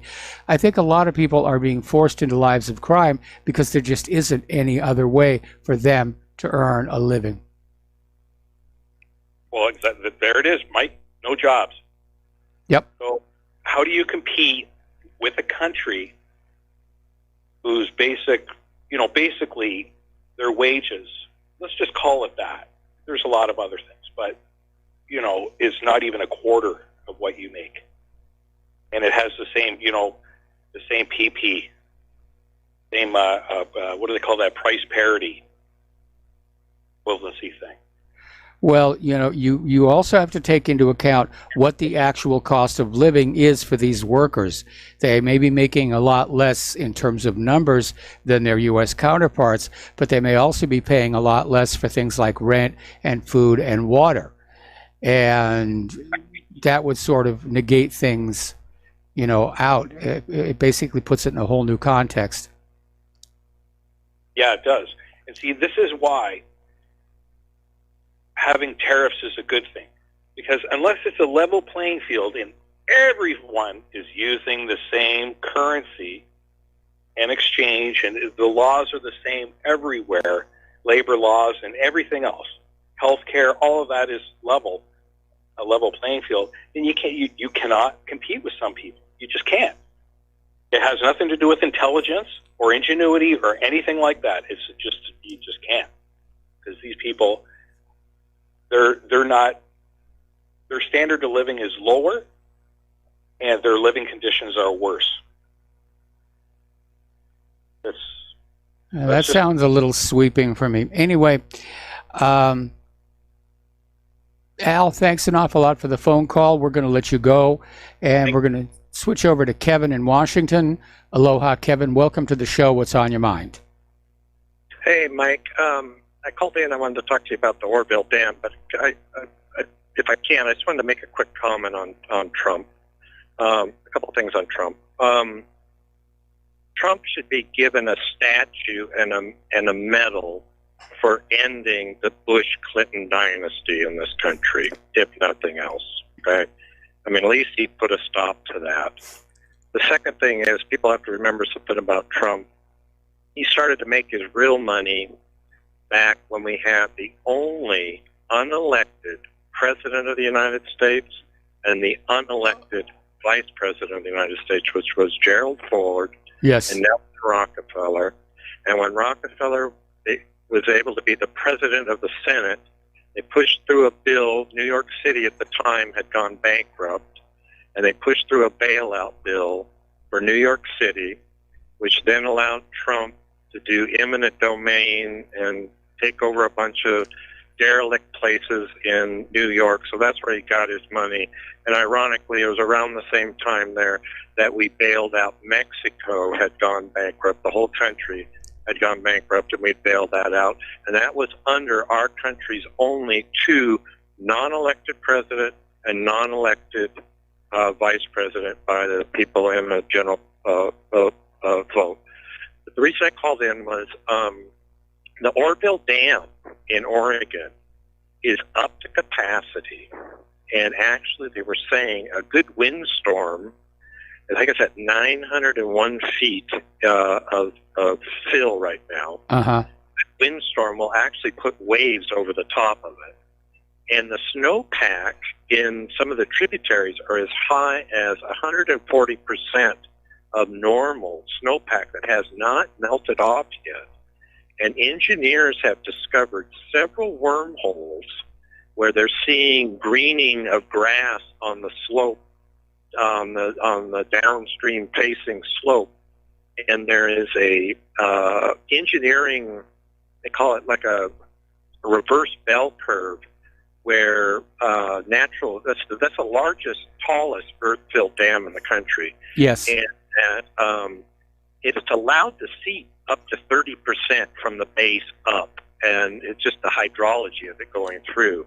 But they're now seeing wetting higher up than the 30%. So whoever's running the Orville Dam is really playing Russian roulette. They should be drawing down that water.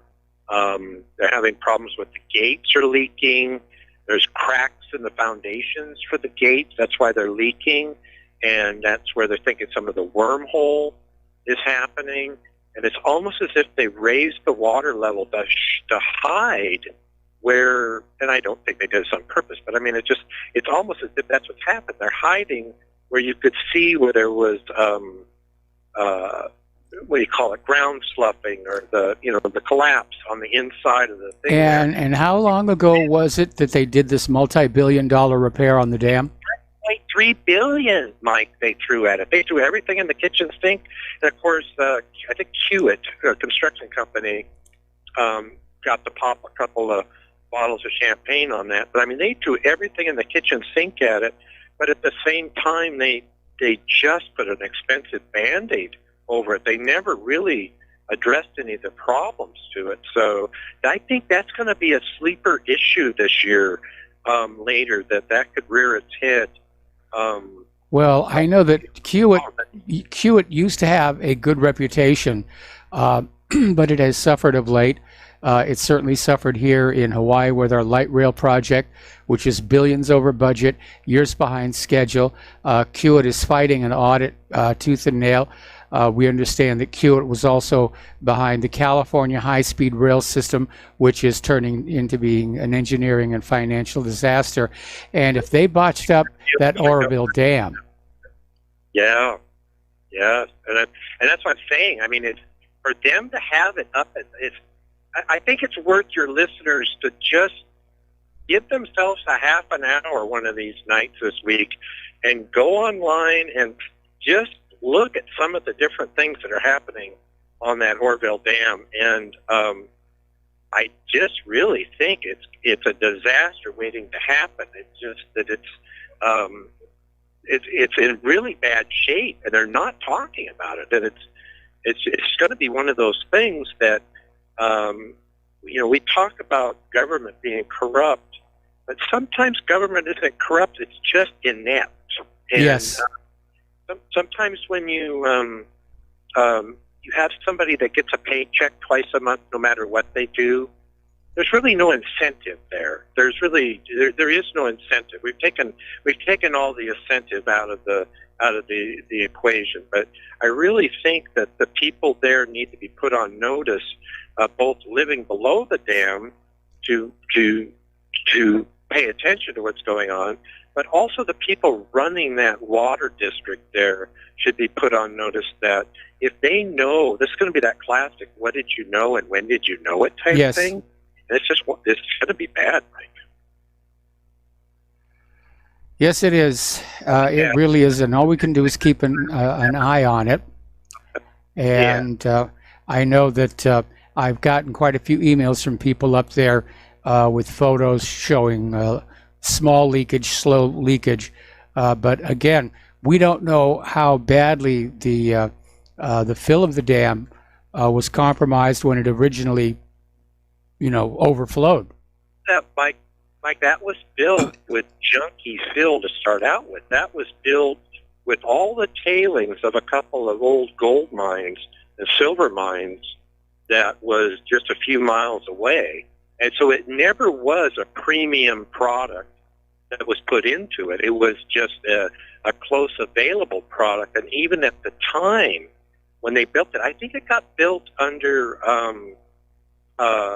what's her face's dad, Pelosi's dad, was involved in that, and also I think the governor when it got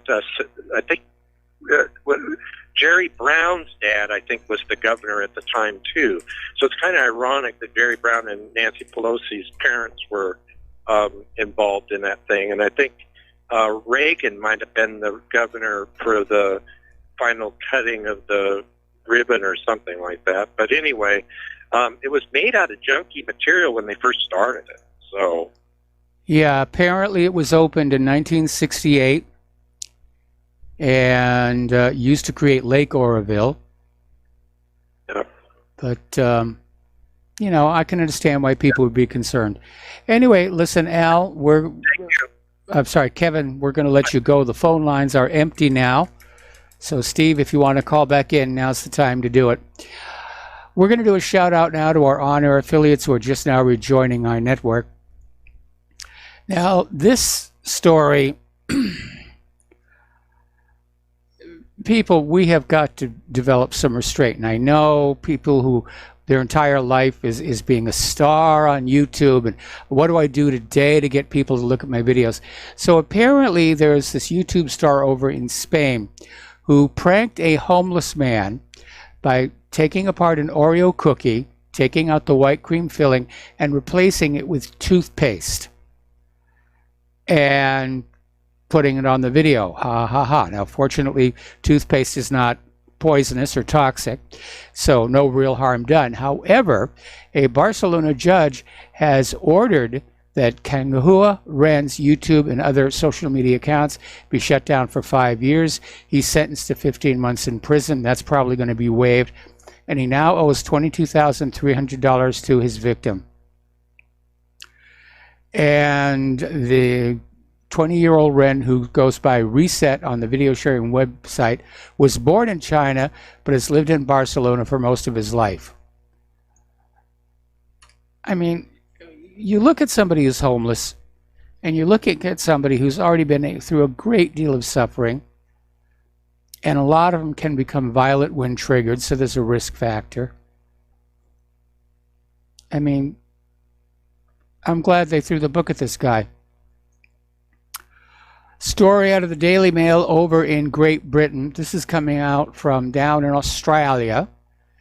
And apparently these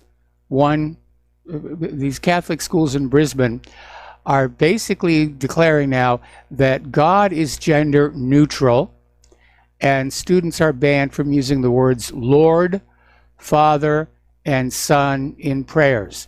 The schools include All Hallows, Stuart Home, Loreto College, and Stuart Home School, and they're leading a push towards a feminist interpretation of the Christian Bible. And apparently students at Stuart Home School, which costs $40,000 a year, are taught to use the word God self instead of himself. Going to have a lot of very confused people here.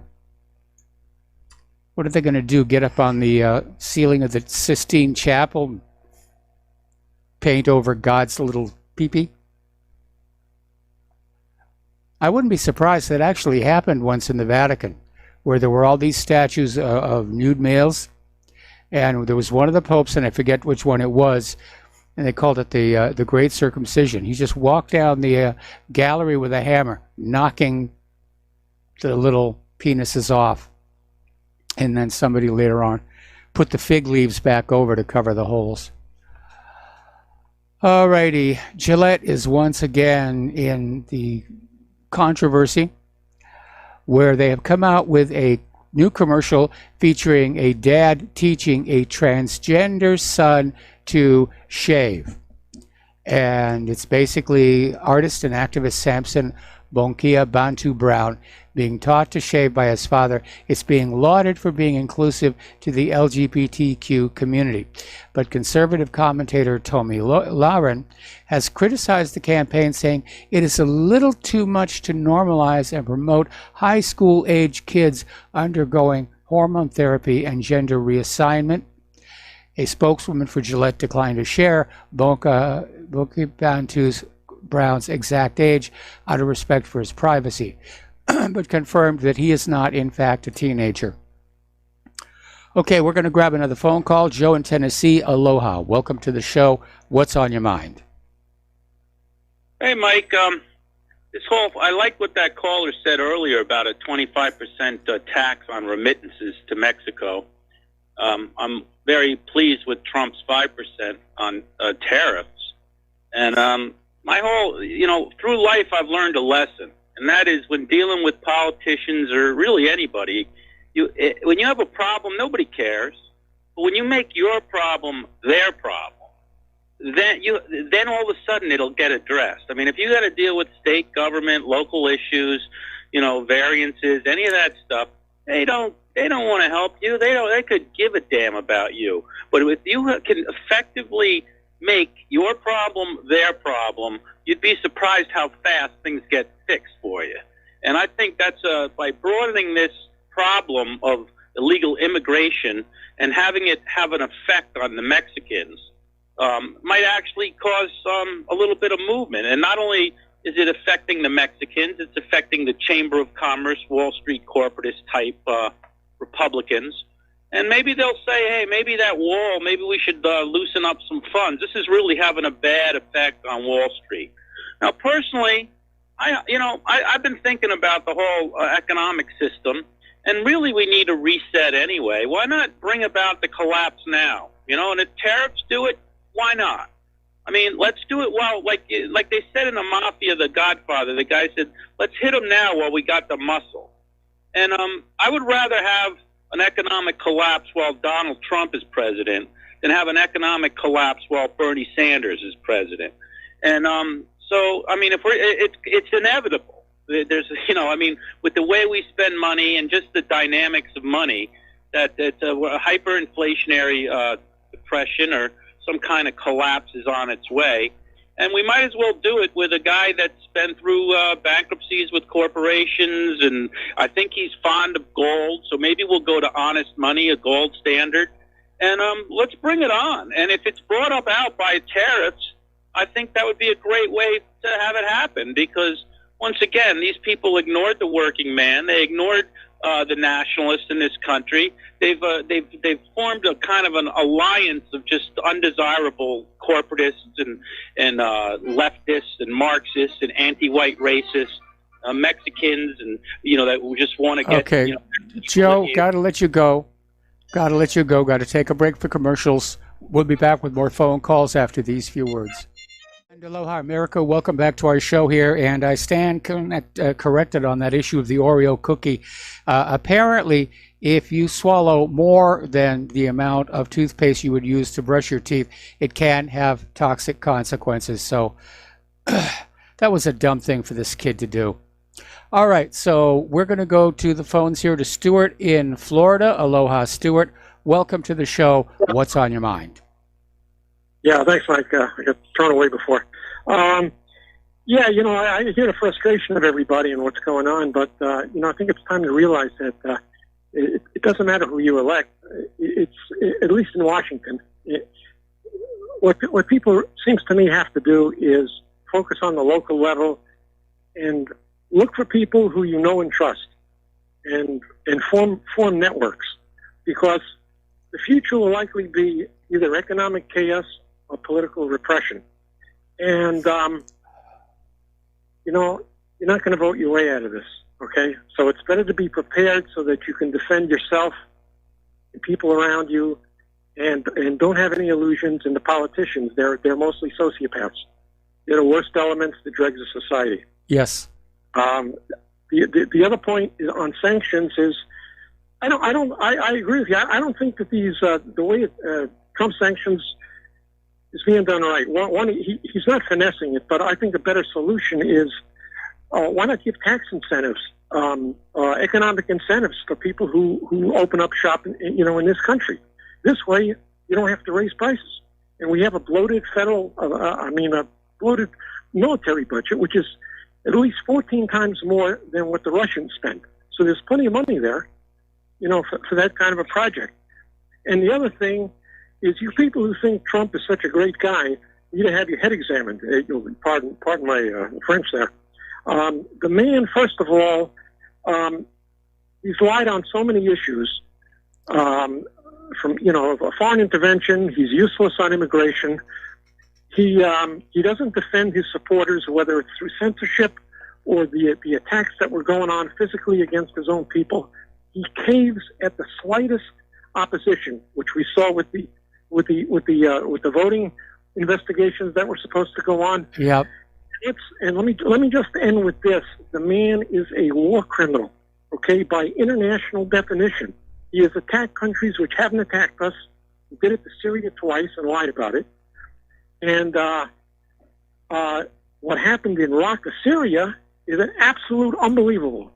They leveled the whole city, indiscriminate bombing. That's a war crime. And of course, we could talk about his relationship with the baby killers over there in Israel. So with that, I'll sign off and I'll listen to your response, your thoughts.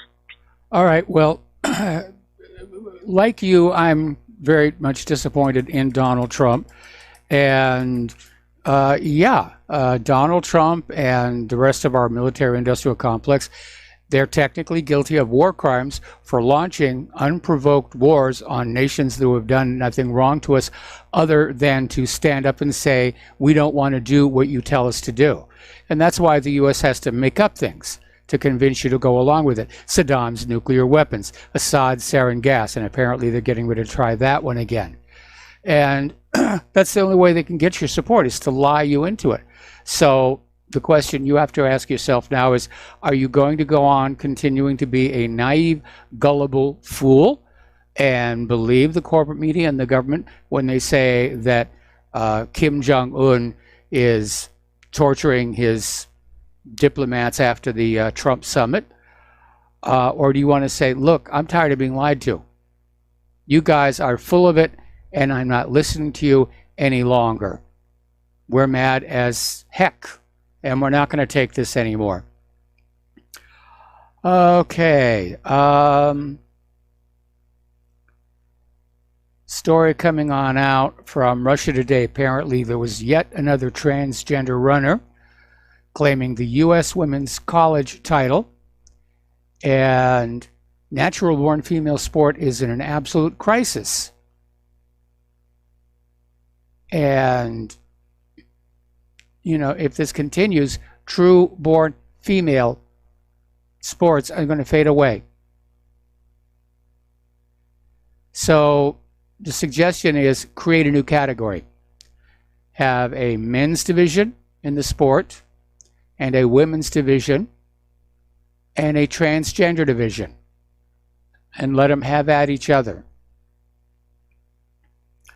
On June 5th, that's this Wednesday, Sephora will close all 400 of its shops for a day of inclusion workshops after singer SZA was racially profiled trying to buy Rihanna's Fenty makeup in California. So somebody apparently got very, very upset at that. Apparently, getting a tan in a tanning bed is now considered racist. That's the latest from the PC world. We're going to take a break for more commercials. Back with more about this after a few words. And aloha, America. Welcome back to the show here. And we're talking about this British fashion and makeup blogger, Chloe Wilson. And she's famous on Instagram for doing a lot of bikini shots. And she uses tanning beds to get a tan for those bikini shots. And apparently she has come under fire from black activists who are insisting that the use of tanning beds represents the new blackface. That having anything that is not lily white in your complexion represents an attempt, I guess, at cultural appropriation.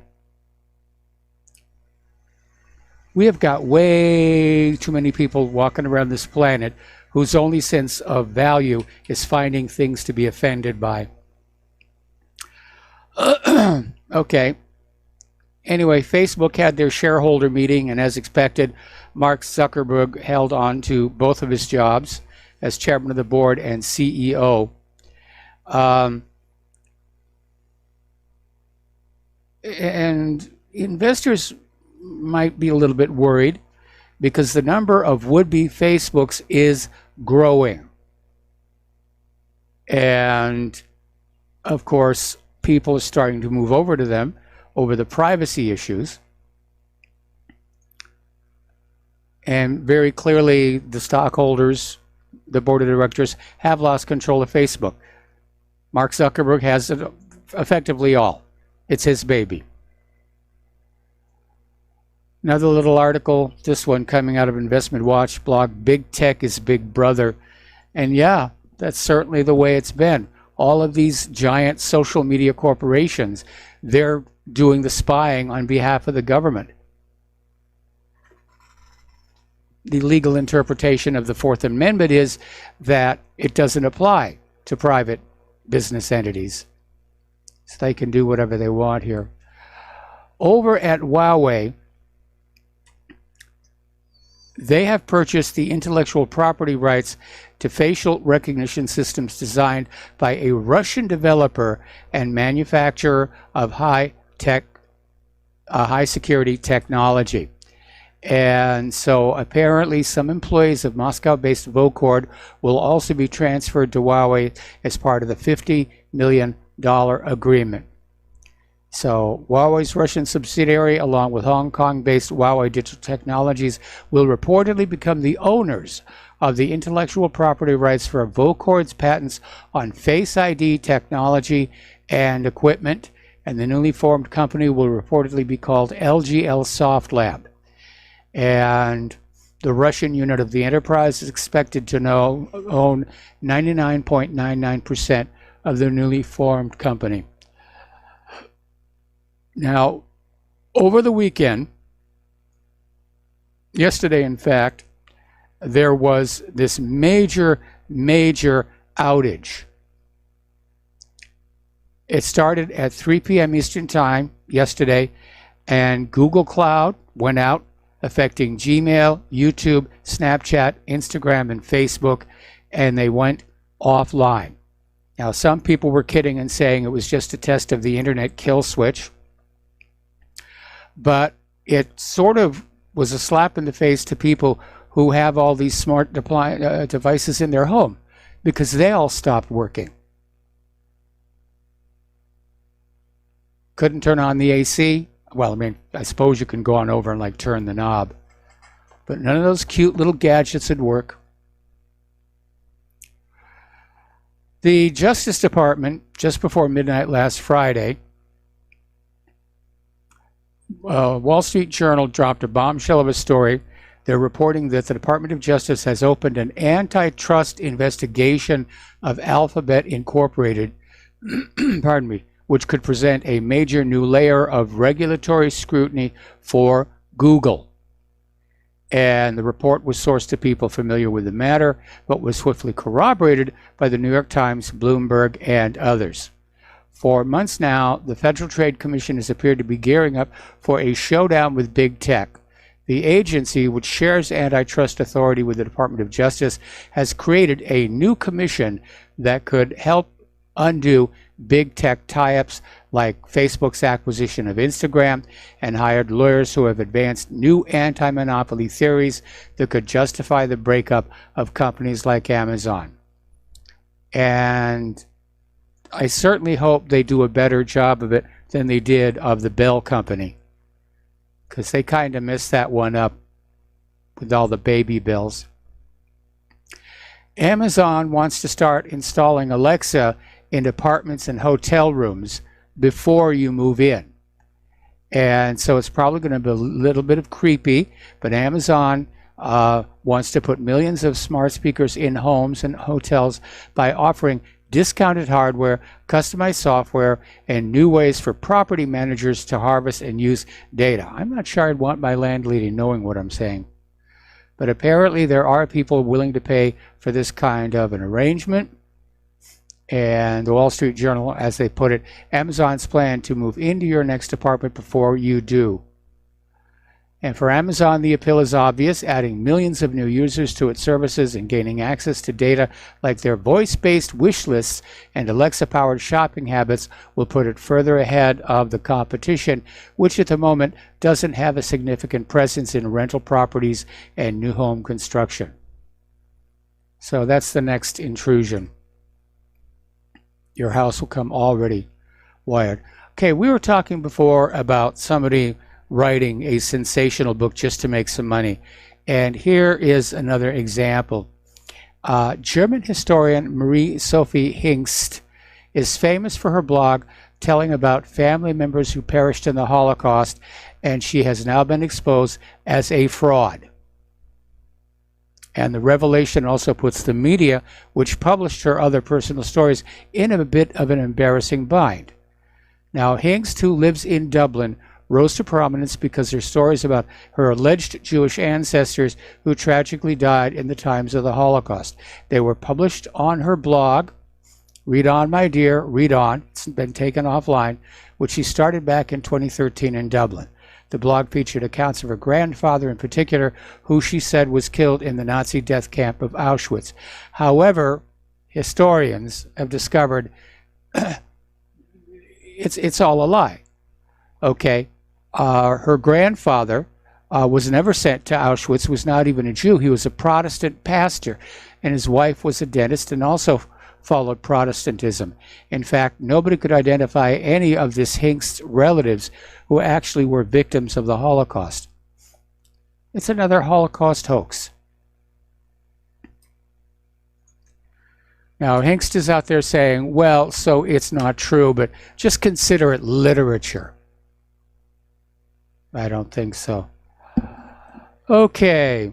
The creators of the Ganned Crab ransomware announced yesterday they're shutting down their ransomware as a service operation. This is coming out of ZDNet. So the Ganned Crab RAS is an online portal where crooks sign up and pay to get access to custom bills of the Ganned Crab ransomware, which they later distribute via email spam, exploit kits, or other means. Now, when an infected user pays a ransom demand, the original Ganned Crab author earns a small commission, while the rest of the money goes to the crook who distributed the ransomware. And here is their sign-off quote.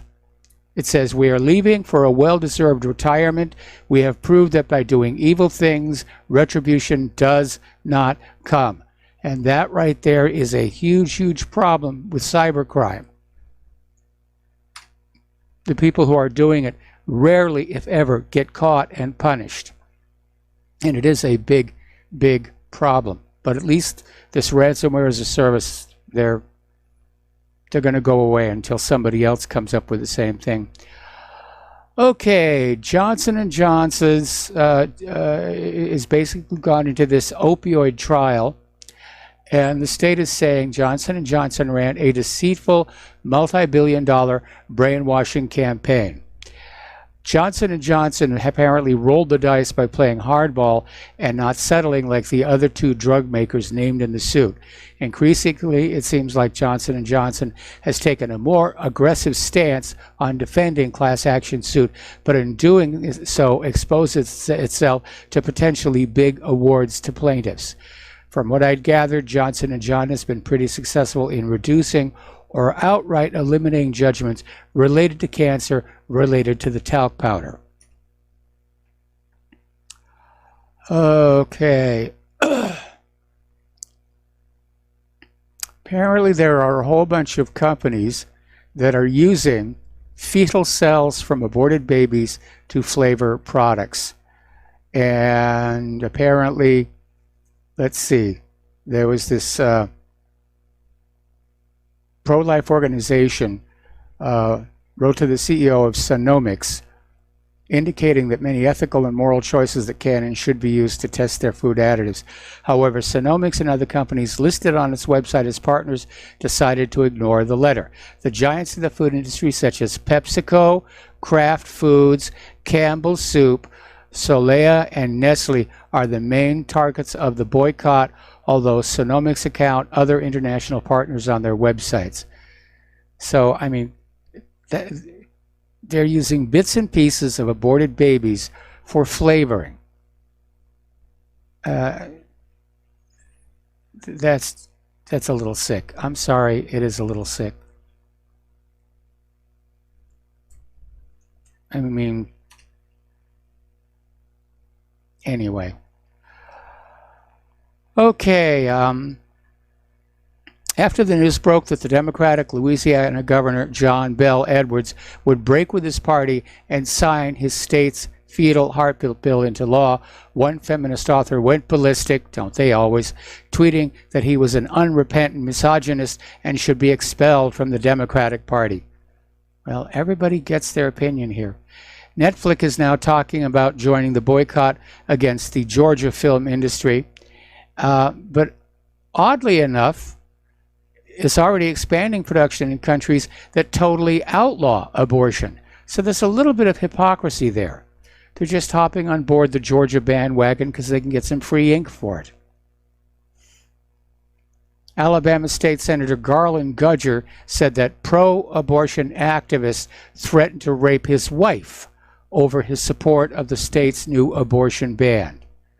In an interview on Alabama Public Television, Gudger revealed that activists have threatened his family.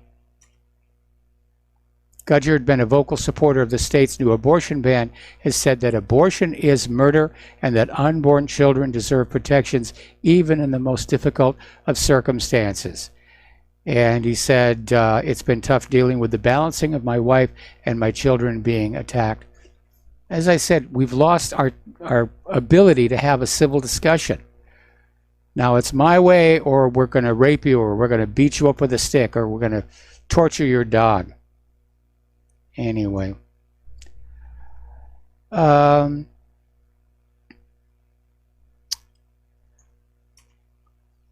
for the man accused of killing 11 people at a Pittsburgh synagogue say the FBI has been discouraging witnesses from talking to the defense, undermining the suspect's right to a fair trial. Robert Bower's lawyers said in court documents that at least one witness got in touch with the defense, exchanging multiple emails over several weeks, but abruptly canceled a planned meeting after the FBI frowned on it. The defense said the FBI delivered the same message to other witnesses, and the FBI may have included some acknowledgement of the witness's right to talk to the defense, while at the same time ensuring no witness would actually exercise that right by conveying the misleading message that doing so could compromise the government's case. Well, absolutely. Remember after the Boston bombing and the FBI were interviewing that kid down in Florida and wound up dead? Story coming on out of Consortium News. The indictment of Julian Assange under the Espionage Act has profoundly affected press coverage of the WikiLeaks founder, with much of the media turning suddenly and decisively in his favor after years of vilifying him. And the change has also come from some politicians and significantly from two Justice Department prosecutors who went public to express their dissent about using the Espionage Act on Assange. There are a lot of lawyers who say it won't stand up. And they may be getting ready to back off anyway, because the Justice Department has decided not to charge Julian Assange for his role in exposing some of the CIA's most secret spying tools, according to a U.S. official and two other people familiar with the case. This gets back to what was called Vault 7. And it was just basically an arsenal, if you will, one of the most devastating in CIA history, rendered those tools useless to the CIA because the enemy now knew what to look for, as well as giving foreign spies and rogue hackers access to them. But the decision is that Assange will not face punishment for publishing the arsenal. He still has to look at the espionage, the possibility of an espionage trail. Okay, UN Special Rapporteur on Torture Nils Melzer has said that on the 31st of May, he gave video interviews with both Sky News and the BBC on his findings that WikiLeaks founder Julian Assange is the victim of psychological torture. As of this writing, footage of those interviews is nowhere to be found. just hiding it here. Okay. Barack Obama has claimed U.S. gun laws don't make sense. And he even went out and said it's even possible to buy machine guns. No, actually, it's very difficult to buy machine guns. You have to go through a background check. You have to have a special license. You have to pay a huge tax bill on the gun. It's not like just going on down to the sporting goods store and say, you know, give me a Thompson 45.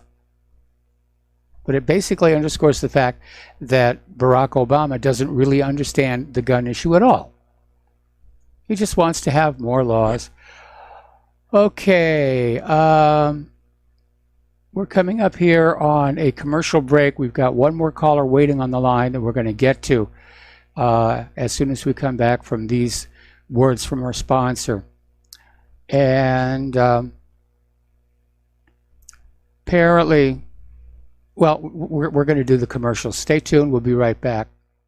And aloha, America. Welcome back to our show, last segment of our program today. And we're going to go to the phones to Don in Iowa. Aloha, Don. Welcome to the show. What's on your mind? Well, Mike, the guy was talking about the Iran-Contra, and he was trying to make a big deal about Bill Barr being part of that. Well, Iran-Contra was not great, but actually, if you look back on it, all they were trying to do was the president was trying to go around the congressional oversight of foreign policy. If you look at what's going on now, 20, 30 years, 40 years later, whatever it is, they've completely discarded congressional oversight on foreign policy. And now the president just does whatever he wants to from the get-go and just ignores Congress. So, I mean, it was bad, but nobody, I mean, some people did go to jail on that. But in general, just people that are calling in all the time and bad-mouthing Trump. Okay, Trump is a disappointment, of course. Even Ron Paul says he can't figure out. Nobody can figure out what Trump's doing. But before I mean, it's so easy to take pot shots on him. He's not here to defend himself. But who are you going to vote for? Would you rather vote for Joe Biden? The guy can barely read his teleprompter. He doesn't know what the hell. I think he's pretty close to being senile. Trump is about as good as you're ever going to get because well, that says something about our political landscape right there, that's the best that we can do. Yeah, well, I think it is. I think it is probably the best. You never got to get it. The fact that Maxine Waters hates him and these little peons like Nadler really despise Trump. That alone says that he's doing something. He's okay. I mean, I like the guy is subjected to pressures that we just cannot imagine what's going on behind the scenes. We don't know really what they're probably threatening. He's had. We don't know what you're reading the same off the same cards that other guy was reading here. And let me just say this: we've had presidents who really did the job right. I think John F. Kennedy was definitely one of them. Teddy Roosevelt, Harry Truman, Andrew Jackson. We need to find the next one of those and put them in the White House. Yeah, well, I hope somebody like that comes up, but I can't see the Democrats putting up anybody like that next time. It's possible, but I think that probably Trump's going to get my vote next time. I'm not going to vote for Jill Stein or Joe Biden or Hillary Clinton. Okay, I'll let you go, Mike. Thanks. All right, thanks an awful lot. We're going to let you go here. Okay. We talked about this a little bit before, but the LGBT agenda has now completely destroyed women's sports as a biological male wins the NCAA women's track championship. Women's rights are being obliterated by the left cult. Apparently, reports indicate that Cece Teifer, a black quote-unquote woman who was born a male, swept the race, beating out the second-place runner by a whole second. And Cece is actually a guy. And this is going to end natural biological female sports. Why should they get out there and try? when there's no way that they can win. All right, there's the music time for me to get on out of here and get something useful done with the rest of the day. Please stay tuned for John Stedmiller, although actually I think somebody else is taking his show today. And whoever it is, I'm sure they're going to have lots of interesting things to share with you. So please take what you learn here, share it with everybody that you know. Please help spread the word about Republic Broadcasting. Please help spread the word about whatreallyhappened.com. Pardon me for my froggy throat today. We'll be back tomorrow. Aloha, America.